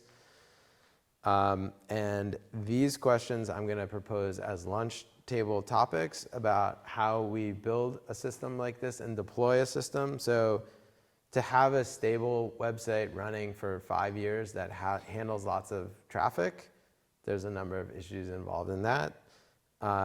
And integrating it into the research process is also challenging. So with that, I'm going to stop for questions. Okay, we'll start with the live stream. So we have a couple here. So how do you account for users who can write, sorry, it's still muted. No? Okay. My apologies. How do you account for users who can write scripts or bots to respond many times in a certain way to specific survey items in Wiki Surveys? So the case study here is the Bodie McBoatface situation. Yes, absolutely. So we talked about thinking about in the first day, how would Lex Luthor use this, or what, like thinking about adversaries.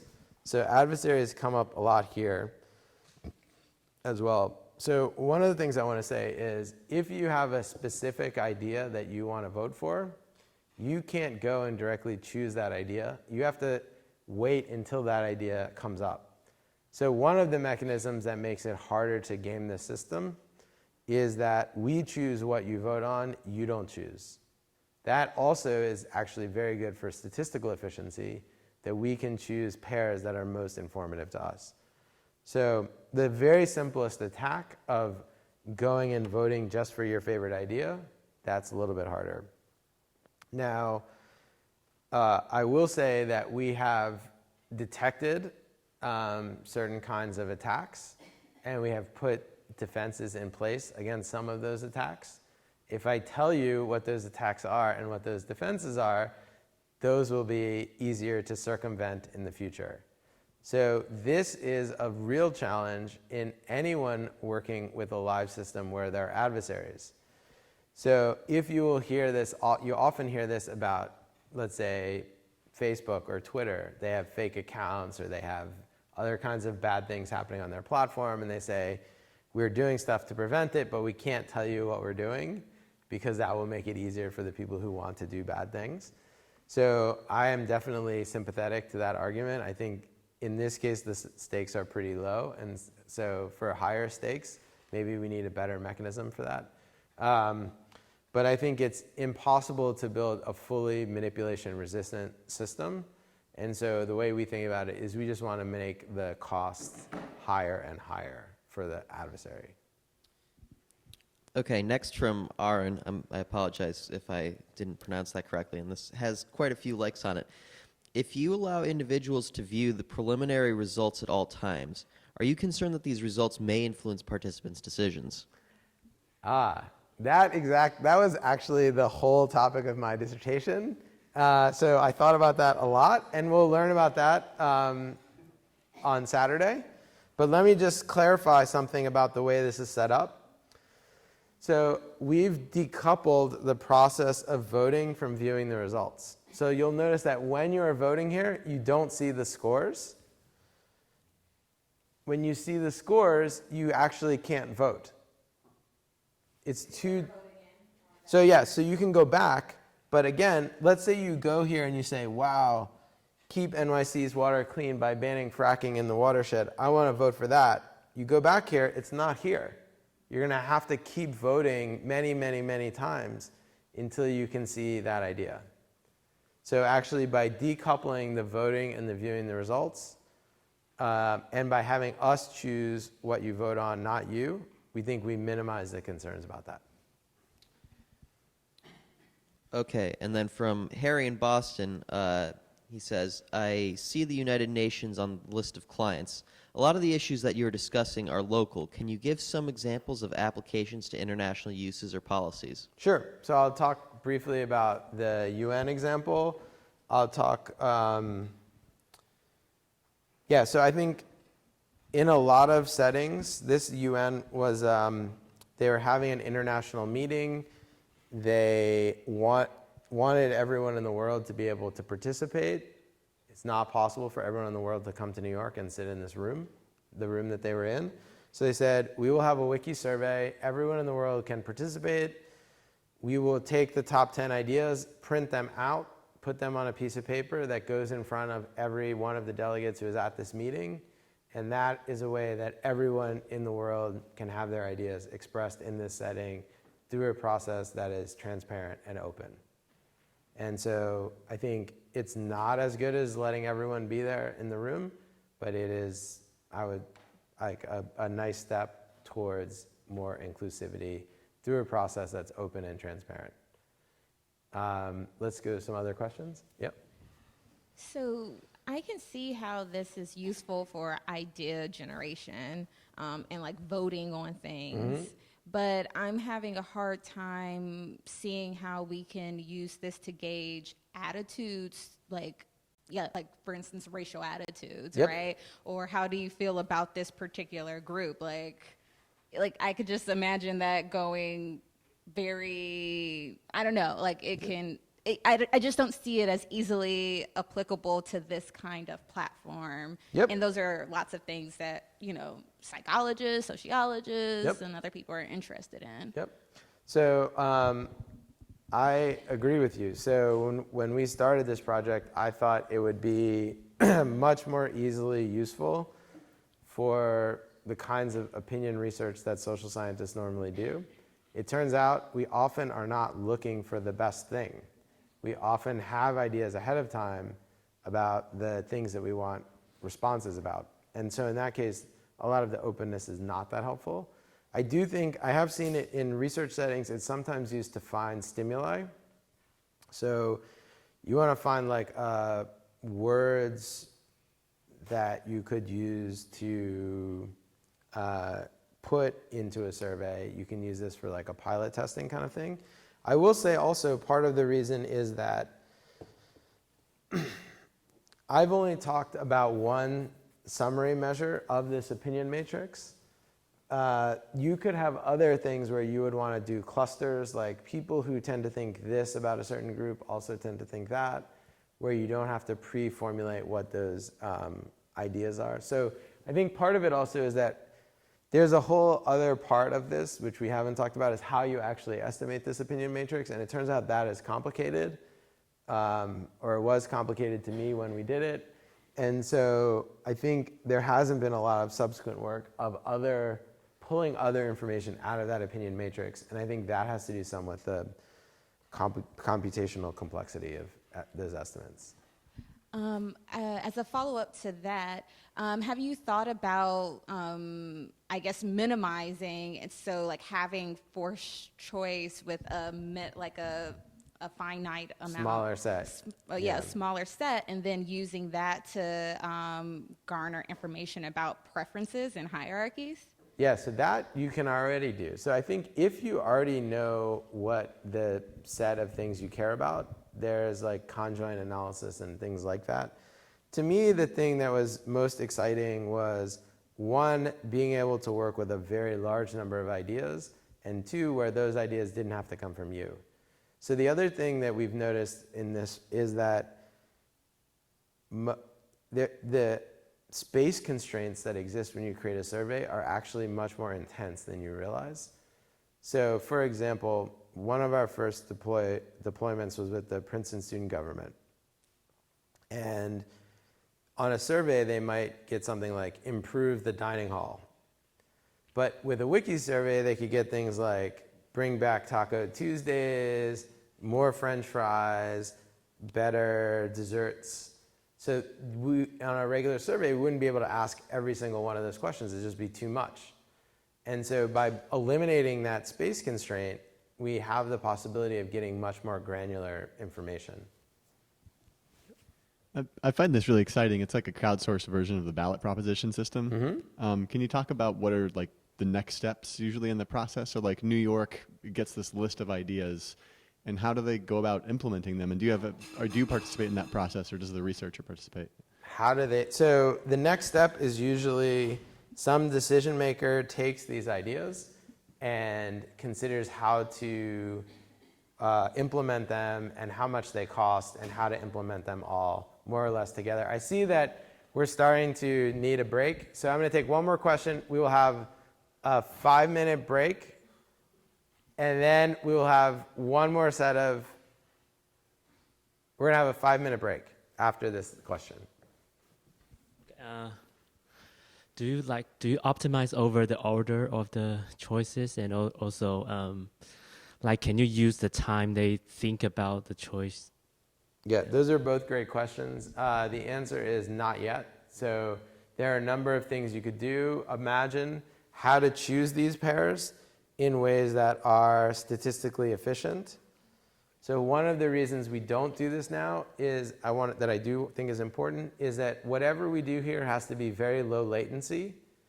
So as a social scientist, I was used to having as much time as I want to think about things and having as much time as I want to analyze. So if my analysis took a minute, that was fine, or if it took 10 seconds. So in a live system, though, the analysis has to be done instantly to choose what comes next. You can't have the system wait several seconds to choose. So we ran into some computational problems about how to do that. Those I know are solvable for sure, but those turned out to be harder than we expected. So I guess the step back from this is thinking from moving from a data set to a data stream creates a lot of opportunities for these kind of adaptive choices, but it brings in a new set of constraints, particularly very, very low latency. So let's take a step back from the Wiki surveys. Let's take a 5-minute break.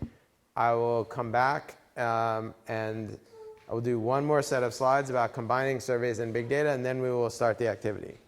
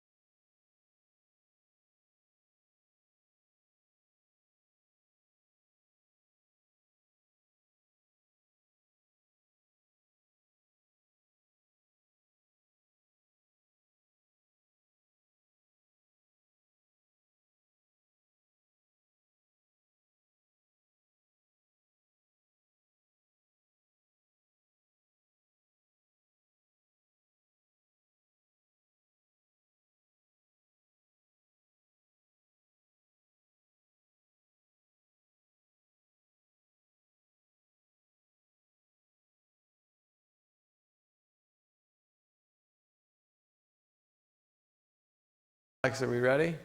Okay. So on behalf of the Russell Sage Foundation, the Alfred P. Sloan Foundation, and Princeton University, it's my pleasure to welcome you back. We are behind schedule as normal. So I think given the activity that we're going to do today, it's very important for us to introduce the activity before lunchtime. And so what I'm going to do is I'm going to go through these incredibly quickly. I don't expect you to understand everything I'm going to talk about. The slides will all be posted online. That will leave us time for the activity. If anyone wants to talk about anything here, please come, let me know, put a question in the speaker question channel.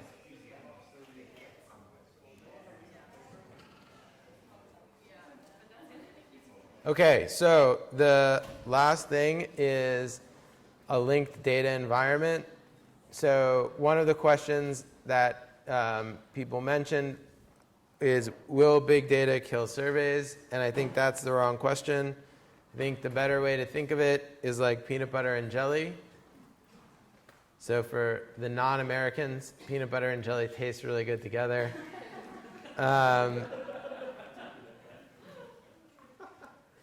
So I think big data and surveys are like peanut butter and jelly. And the more big data you have, the more surveys you want. So I think we should think of these as complements and not substitutes. So in Bit by Bit, I talk about two different kinds. Enriched, I call it enriched asking and amplified asking. So in one case, you have the big data source and you attach the survey on, and you have sort of one survey, perfect, one person in the big data source and one person in the survey, and they exactly match together, and then you analyze that whole set of things together.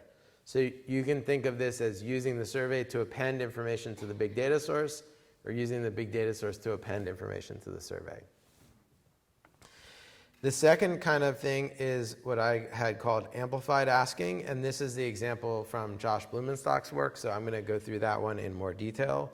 That one, I think, involves a different set of techniques. It involves often building a predictive model, so I want to talk more about the second.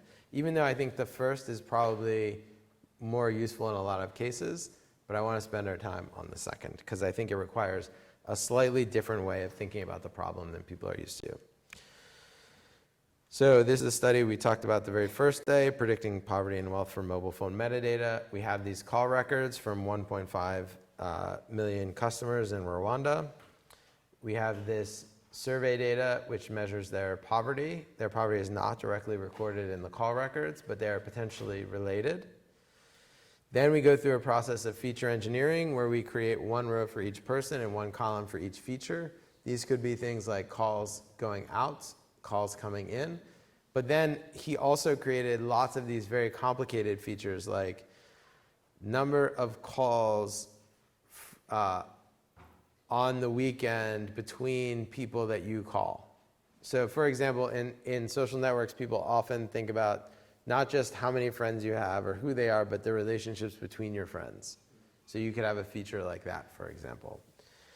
So there's a very, very large numbers of features. Some of them are created by sort of thinking about what we think the feature should be, and some of them are created in a kind of a semi-automated way of taking features that we think about and then taking them for the weekend, taking them for weekdays, like semi-automated, creating lots, build a machine learning model. We'll talk more about that on other days. Then impute, then figure out where everyone lives. These are the results we saw before. This is the ability to do it in sample. This is I think an important image because this is a result from the paper.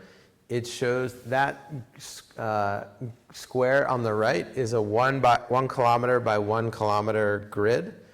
And so you see they're able to produce estimates of poverty in extremely small regions.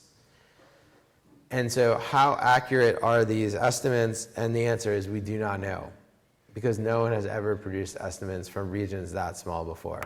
These are like 10 houses.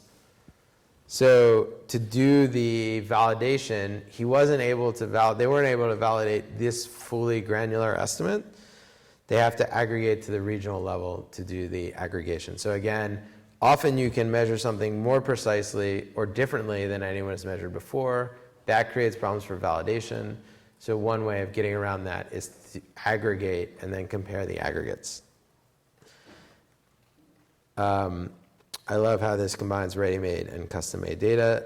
The survey alone would not have been sufficient to produce the high-resolution estimates, and the mobile phone data alone would not have been sufficient either. So this is what you should think of when you think of the future of social research in the digital age. I was recently in Italy, and I was very worried about showing that slide in Italy, but they seem to like it in Italy too. Now I want to talk about a couple things about this paper that are not in bit by bit. At least I don't think they are.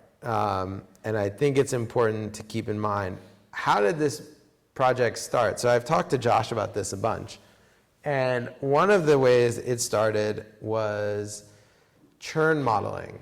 So for those of you who are data scientists, you've probably heard about churn modeling. For social scientists, maybe not as much. Churn modeling is trying to figure out who is going to stop subscribing to your service. So one of the questions you might ask is, how did Josh get access to 1.5 million customers and all of their data? And the answer is, he helps the mobile phone company do their business. So most mobile phone companies want churn models. And so they want to know which of their customers are likely to cancel their subscription. And this is like a pretty natural supervised learning, machine learning process where because they have all of the predictor variables in the records of the calls, and they have the outcome measured because for a lot of their earlier customers, those customers have left. And so given the data they already have sitting on their machines, they can build a pretty good predictive model for who is going to stop being a customer. So he did this churn modeling for a bunch of phone companies, in part to help generate access to data. And then he said, you know what, instead of doing a churn model, I can just do some survey data and try to predict the survey data. It's like a very natural step from a churn model, right? So he has this paper from 2014, and the results are very bad. So if you read this paper, you would say, and in fact, I read this paper when it came out, and I thought, wow, this is so neat, like combining survey data and a predictive model. It's too bad it didn't work that well. And then, like a year or two later, comes the paper that was in Science, where it worked much, much better. And so there are a number of changes in the way the machine learning happened. There's a couple of other changes in the things he was trying to estimate. But I guess the point here, which is also came up some in Jen's talk, is we don't want to just assess things where they are at the very end. We want to think about the process that the researchers went through to get there. And we also want to remember that the way things happen initially is not always the best and final way that they're going to happen. So we should also try not to judge a field on where it is now, but also on the rate that it's changing. So to me, this is one of the most exciting parts of computational social science. It's not that we've necessarily done a bunch of really great things, although I think the field's done some good things, but it's the rate of change. So from 2014 to 2016, you see actually dramatic improvements. And like that is not happening as much in other fields. And to me, it's the rate of change that is particularly exciting about computational social science. So in other words, just because something is not working well now doesn't mean it won't ever work well if we try and make it better. The beginning is not the end.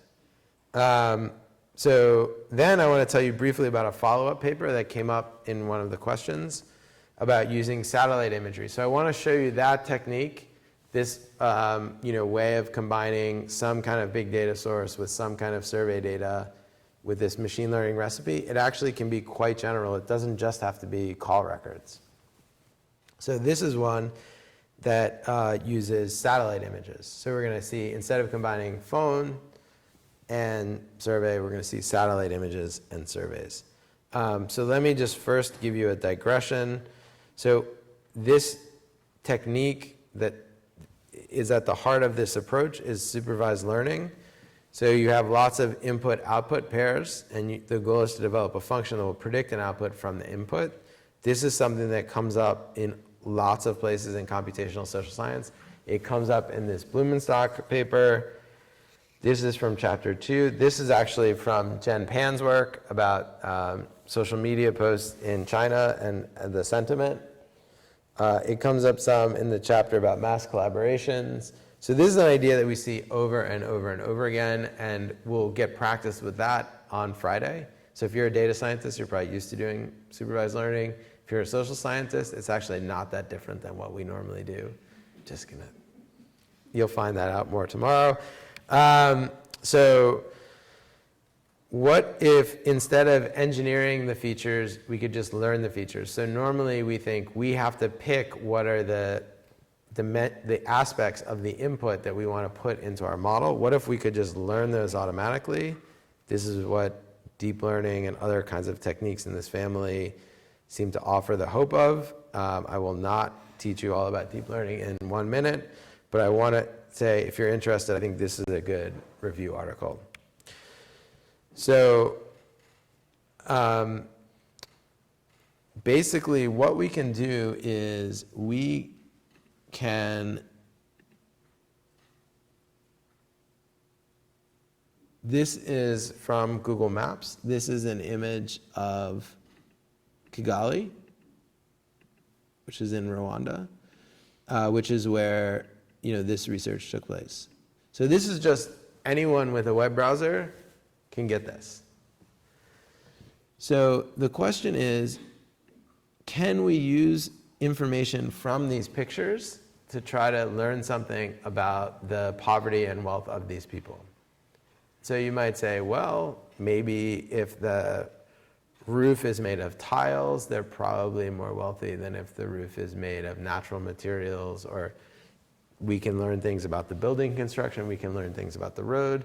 So there is definitely some information here about the wealth of the people in these areas, but it is hard to know if we have no ground truth data that we can try to train to. And so here's where the high quality survey data comes in.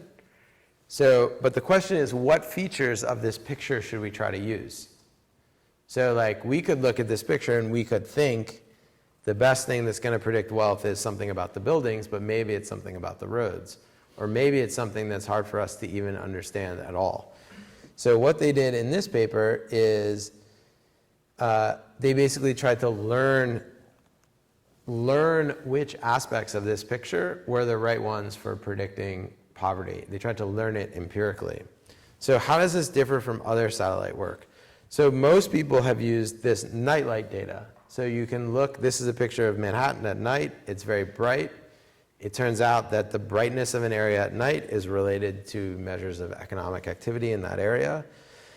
The problem with nightlights is they don't do a great job at the lower ends of separating different kinds of middle and low wealth areas.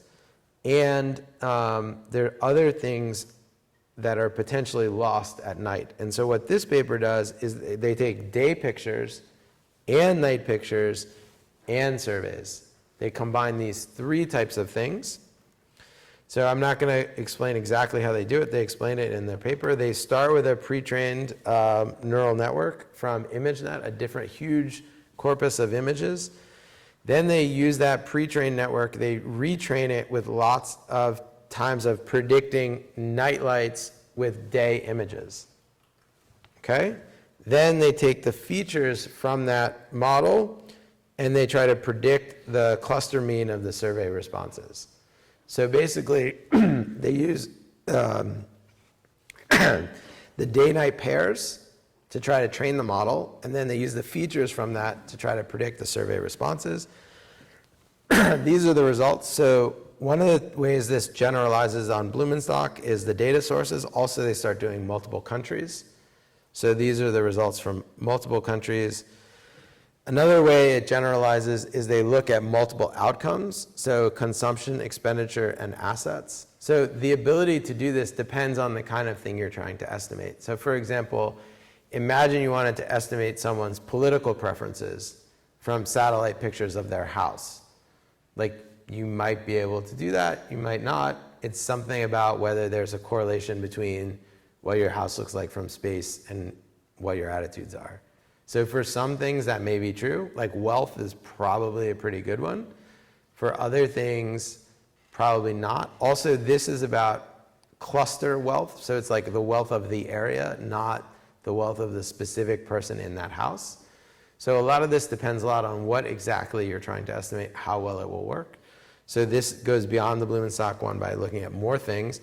And then also it does, you may say, all of these things require you to have survey data in that country to calibrate against. So this is only really telling you about measuring poverty in places where you can already measure the poverty. Right? Do you see the circularity here? This is a big problem. So what they did in this paper, which I think is very nice, is they said, let's imagine we train on data from Nigeria and then use that to make estimates about Tanzania. And so you can see that the diagonal of these matrices, where the model is trained and evaluated on the same country, work the best. But you do have cases where it works some when you're extrapolating to a different country. So again, this is an empirical question that we'll have to learn about through many more examples, how well you can train in one setting and deploy in a different setting. So all the code to do this is on GitHub, so you all could do this if you wanted. So to wrap up, surveys and big data are complements and not substitutes. Sometimes we do enriched asking, where we basically are either appending surveys to the big data source or appending the big data source to the survey. And sometimes we do amplified asking, where we don't actually care about what the big data source is at all. You'll notice they never are interested in what is in the survey, in the images themselves, only insofar as it helps to measure the thing that we care about, which is the cluster level poverty. There's more in bit by bit, especially in the what to read next section. So I'm now going to jump straight into the activity because I want you all to have time before lunch. Okay. Group activity. So what we are going to do is you all are going to try to I shouldn't even call it replicate. You're not going to try to replicate this paper because you can't do that in 6 hours. You're going to do something that's inspired by this paper. So what this says is basically they want to try to replicate results from high quality surveys like the General Social Survey or the surveys done by the Pew Research Center by taking a much smaller sample on Mechanical Turk and then doing post-stratification.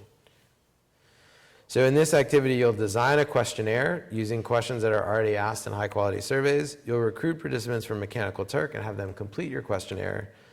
You will compare the results from your survey to the results from the other surveys. You'll try, if you have time, different approaches to weighting and see how that changes the estimate. There are a number of questions about, should I weight by this, should I weight by that? You will then de-identify and open source your data by sending it to your local organizer. So don't post it directly on GitHub without having your local organizer check it first. So I want the de-identification and the open source is an explicit part of the activity. That is a part of what we need to learn, not just collecting the data and doing the analysis, but releasing the data for others to use is a part of the research process as much as the other two. So you will get practice designing questionnaires, collecting survey data, analyzing survey data. This one has a lot of data wrangling because of the way the data comes in and the way the data, so if you find the data wrangling frustrating, that's okay. Data wrangling is frustrating. That's just the way it is. So you will spend most of your time in this activity data wrangling. That's okay. Using the total survey error framework. So within your group, you're going to have to make decisions. So I want you to try to use the ideas from the total survey error framework to communicate and think about your decisions. So for example, if the results from your Mechanical Turk thing don't match the results from the Pew survey, There are many possible reasons. The total survey error framework helps you think about what those could be. You'll also get practice working with Mechanical Turk and archiving your data. So again, the goal here is not to do a piece of serious scientific research, it's to practice and have fun. So if there's something, if you're like, oh, I wonder what would happen if I did this, just try it. As long as it's not posting raw data onto GitHub. Okay, so our recommended workflow is first, create a write-up that describes what data you'll be collecting, why, and how it will be shared with others. This is something that you will show to your respondents. So what happened last year is that some people did not explain to their respondents that the data was going to be released afterwards, and then they were stuck and didn't feel comfortable releasing their data. So this is a valuable lesson about releasing data, which is you have to think about that at the beginning, not at the end. So think about what you're going to want to do if you're going to release your data, which you are going to do. So you can create your questionnaire on Google Forms. We have a template for you. Some people also like to use other services like Qualtrics or other things. We will only support Google Forms because it's free and open to everyone at all of the partner sites. If you have access to Qualtrics and you want to use it, that's totally fine too. But we needed a platform that was available to everyone. So while you're designing your questionnaire, you will face a lot of choices. So for example, should you put your questions in a block or should you put your questions in a list? In general, it's not often known what is better. So sometimes it is, sometimes it isn't, but don't expect that there's only one way to create the questionnaire. Don't forget to collect the information you'll need for post-ratification. In this case, we recommend gender, age, state of residence, and race, ethnicity. So then another question that comes up is how should we collect these? Like, how should we ask someone for their age? So it turns out a lot of people have actually thought a lot about the right way to ask someone for their age. And the answer is you should just copy what's on the American Community Survey because they have tested and thought about it. So let me just emphasize, this is one thing about surveys that I think people who are not used to surveys are not used to. Normally, you do not, it's like copying is bad, right? We don't want to copy what someone else has done. In surveys, copying is good because it allows for comparability. So imagine if you ask the age question differently, or race, ethnicity, it's even more severe than they do on the ACS, and you want to use the ACS to get your post-ratification weights, then you're kind of stuck because you're maybe not collecting the same thing that they were collecting. So as much as possible, copy survey questions from other people. Acknowledge that in your paper, but copy them. That's the best way to do it. Okay, so create a Google form, deploy it to Mechanical Turk. Every group made at least one error in this process last year. It was either sometimes an error in the skip pattern, it was sometimes an error in the way that it was deployed to Turk. There will be errors. So do a small pilot test. That is another research best practice. And don't expect it to work right the first time. Deploy to mturk, then take a break. So this is from 2017. Ali Morgan, one of the participants, took a picture of one of her group members playing in a fountain. It was not raining that day. So while your survey is up on Turk, go take a break. We can tell you where that fountain is if you want to go play there. Just relax for a while your data is coming in.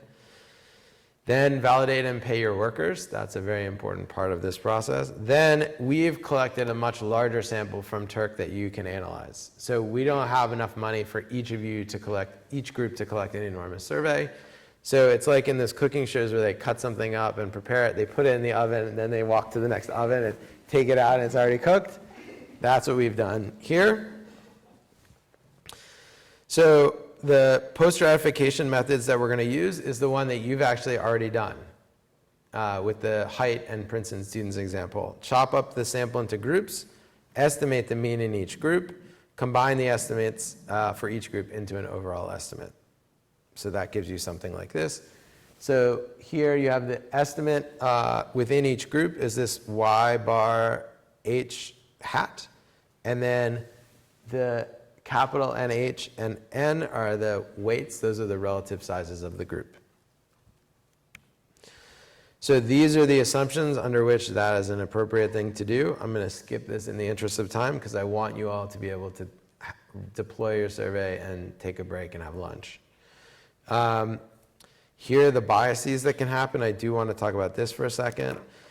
The main thing is the bias is related to, the big term here that I want you to focus on is the correlation between that phi I and the yi. So what is that phi I? The phi I is the response propensity of people in that group, and the yi is the of that person, and the yi is the opinion of that person.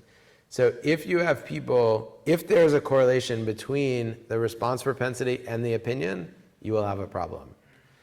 And so again, like if people who are happy are more likely to be in your survey, that's going to create a problem if you're trying to estimate the amount of happiness.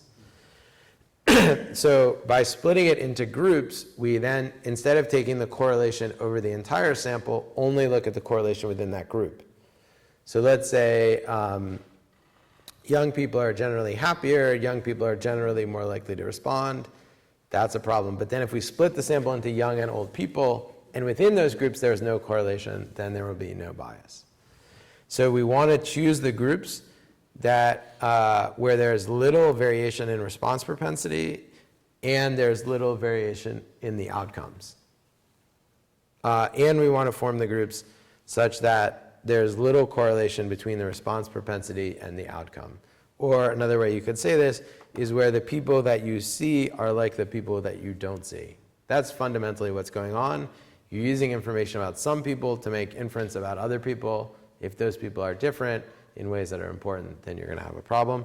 All of these slides are posted, so you can have access to this as you go further along in the activity.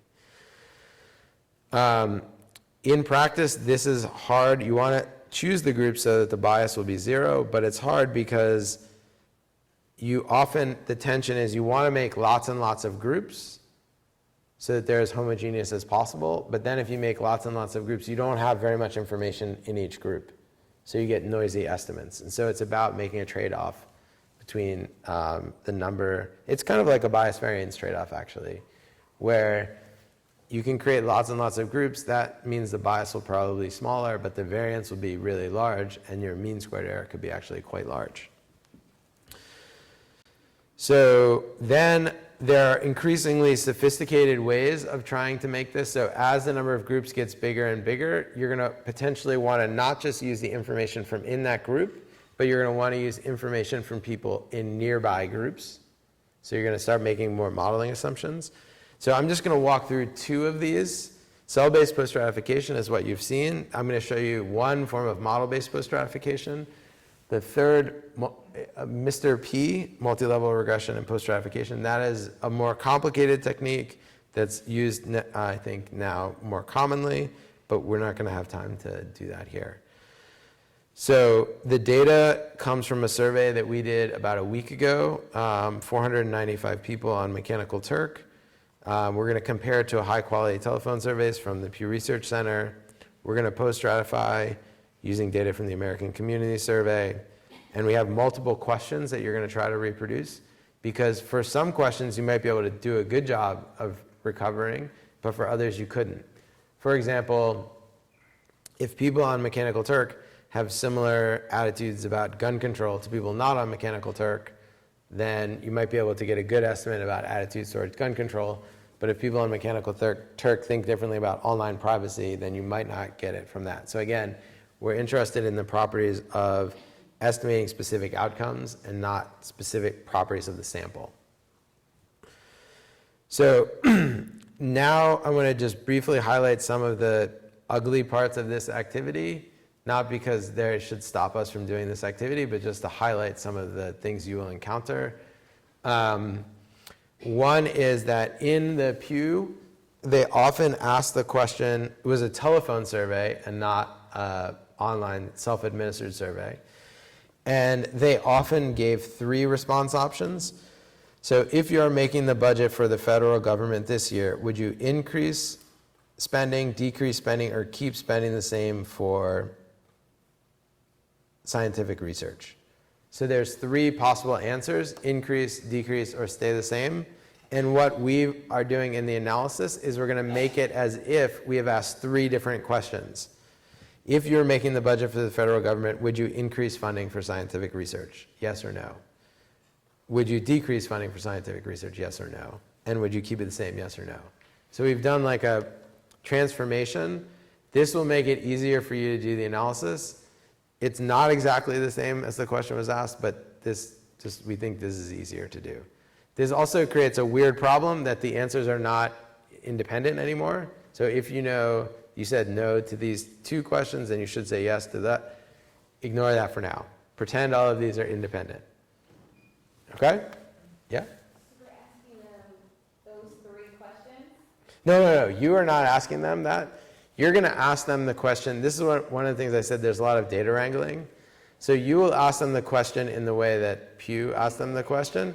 And then in your analysis, because we haven't really talked as much about how you would deal with multiple answers that are something other than yes or no. Okay? So one of the things that will come up is you might want to do lots of groups for cell-based post-stratification. So 2 gender groups, 4 age groups, 5 race groups, 4 region groups. That'll give you 160 groups. You try to calculate this estimate, and it will not work because you will have some groups where there are no people. So one thing you can do is you can make the group smaller, or what you can try to do is guess what is going on in that group. Your guess could be a very simple guess, like maybe it's just the people that we don't know anything about, we'll just assume they're like everyone else in the population. Or there are other more complicated ways that you could try to do that guessing, and you can work on that in your groups. I'm going to skip all these more complicated ways of doing post-stratification, but these slides are available. If you get that far, you can definitely come back to them. So modeling allows you to make estimates for smaller groups. These techniques are used by modern pollsters and political scientists. You will not finish this activity, and that's totally fine. So this is our recommended workflow. I want to talk briefly about de-identifying the data. Remember I said there's a reason for the music? This is it.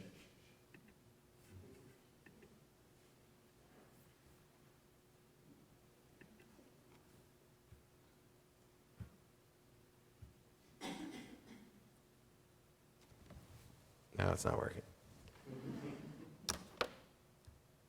Hello, Dr. Judy Benign. I read your article on B-cell function.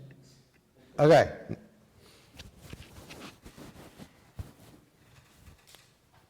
My name is Dr. Judy Benign. I'm an oncologist at NYU School of Medicine. Hello, Dr. Judy Benign. I read your article on B-cell function. I think that I could use the data for my work on pancreatic cancer. An oncologist. I know, but I think I could use the data for my work on pancreatic cancer. Do you have the data? Everything you need to know is in the article. No. What I need is the data. Will you share your data? Sure, that will be possible. But your work is in PubMed Central and was funded by NIH. That is true. And it was published in Science, which requires that you share your data. I did publish in Science. Then I am requesting your data. I have a copy of your data.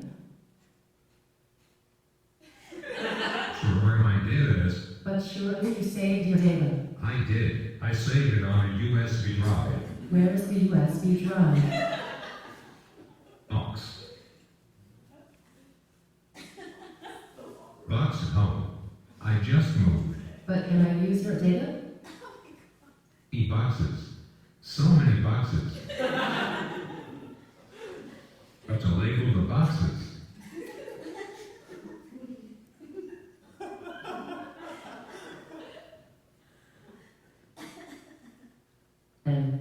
Thank you for sending me a copy of your data on a USB drive. I received the envelope yesterday. You are welcome, but I will need that back when you are finished. That is my only copy. The question. What is your question?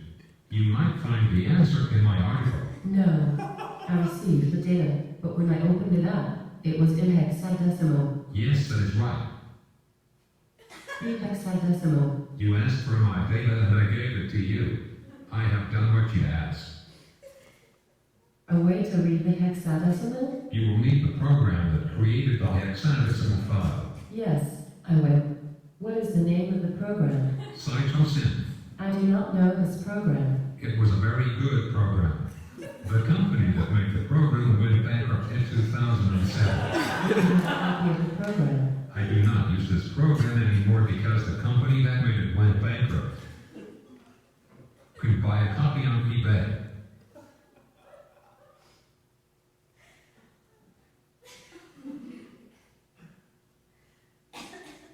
News. You again. I talked to my colleague.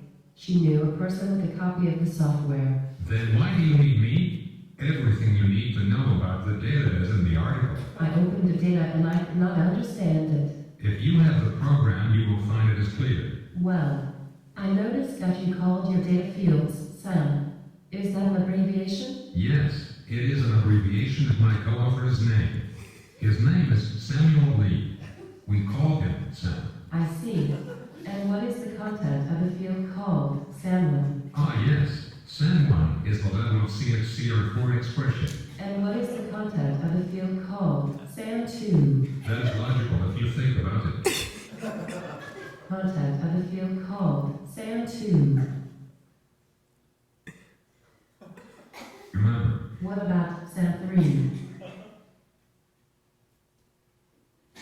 Guide to the Data Anywhere? yes, of course. It is the article that is published in Science. Code does not tell me what the field names mean. Is there any record of what these field names mean? Yes, my co-author knows what the content of SAM2 is and SAM3. Or, Can I talk to your co-author? sure, I would very much like to talk to your co-author. well, he was a graduate student. He went back to China 2 years ago. Have his contact information? China. Sam I cannot use your data. Lee. You could check the article to see if what you need is there. Please stop talking now. Okay. So,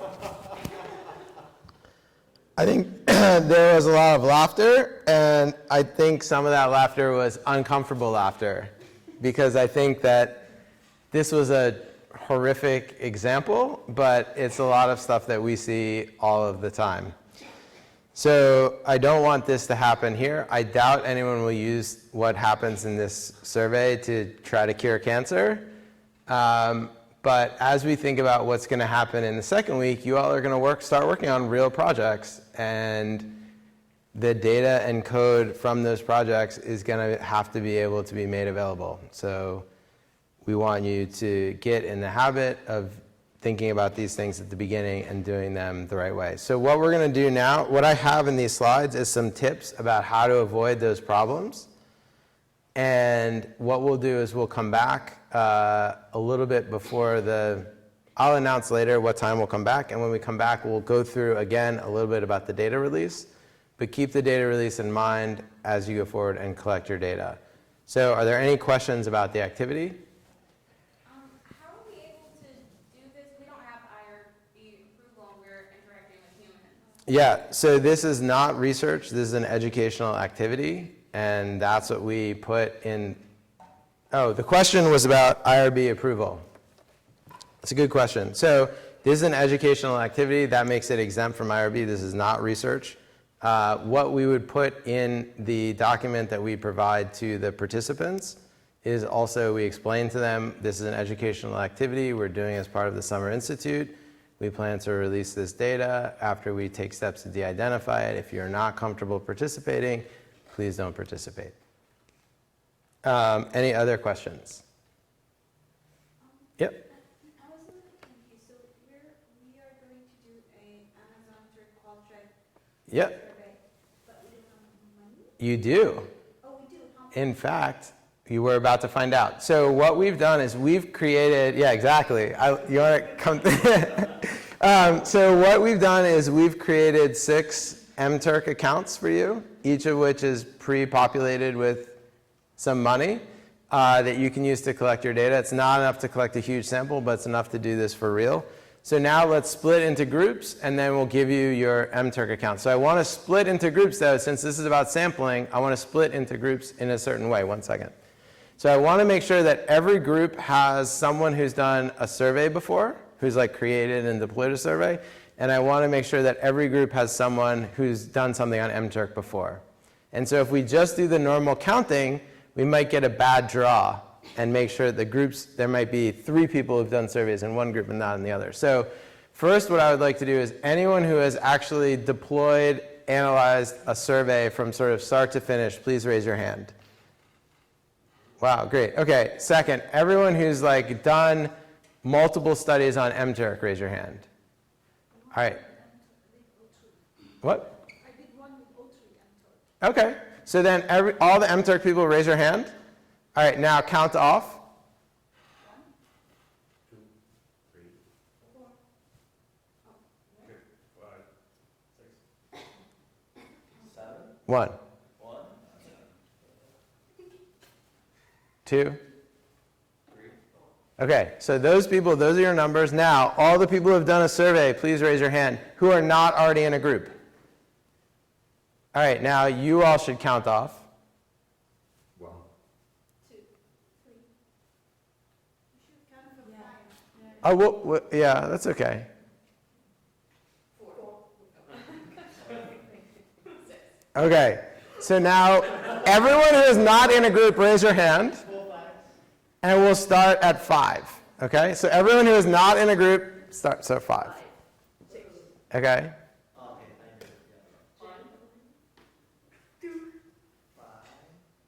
3, 4, 5, 6, 1, 2, 3, 4, 5.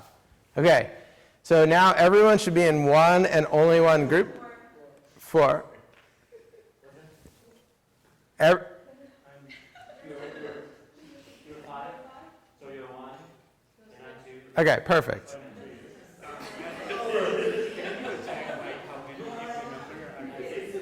So everyone who's in group 1, raise your hand. Great. You all, everyone who's in group 2, raise your hand. Everyone who's in group 3, raise your hand. Group 4, group 5, group 6. Okay, so that was a slightly awkward process, but we ended up with someone who knows about surveys and someone who knows about mTurk in each group. That's why I wanted to keep that on the live stream. That was supposed to be an example of how to... It worked. All right, so now we're going to cut the live stream. Have fun at the participant locations.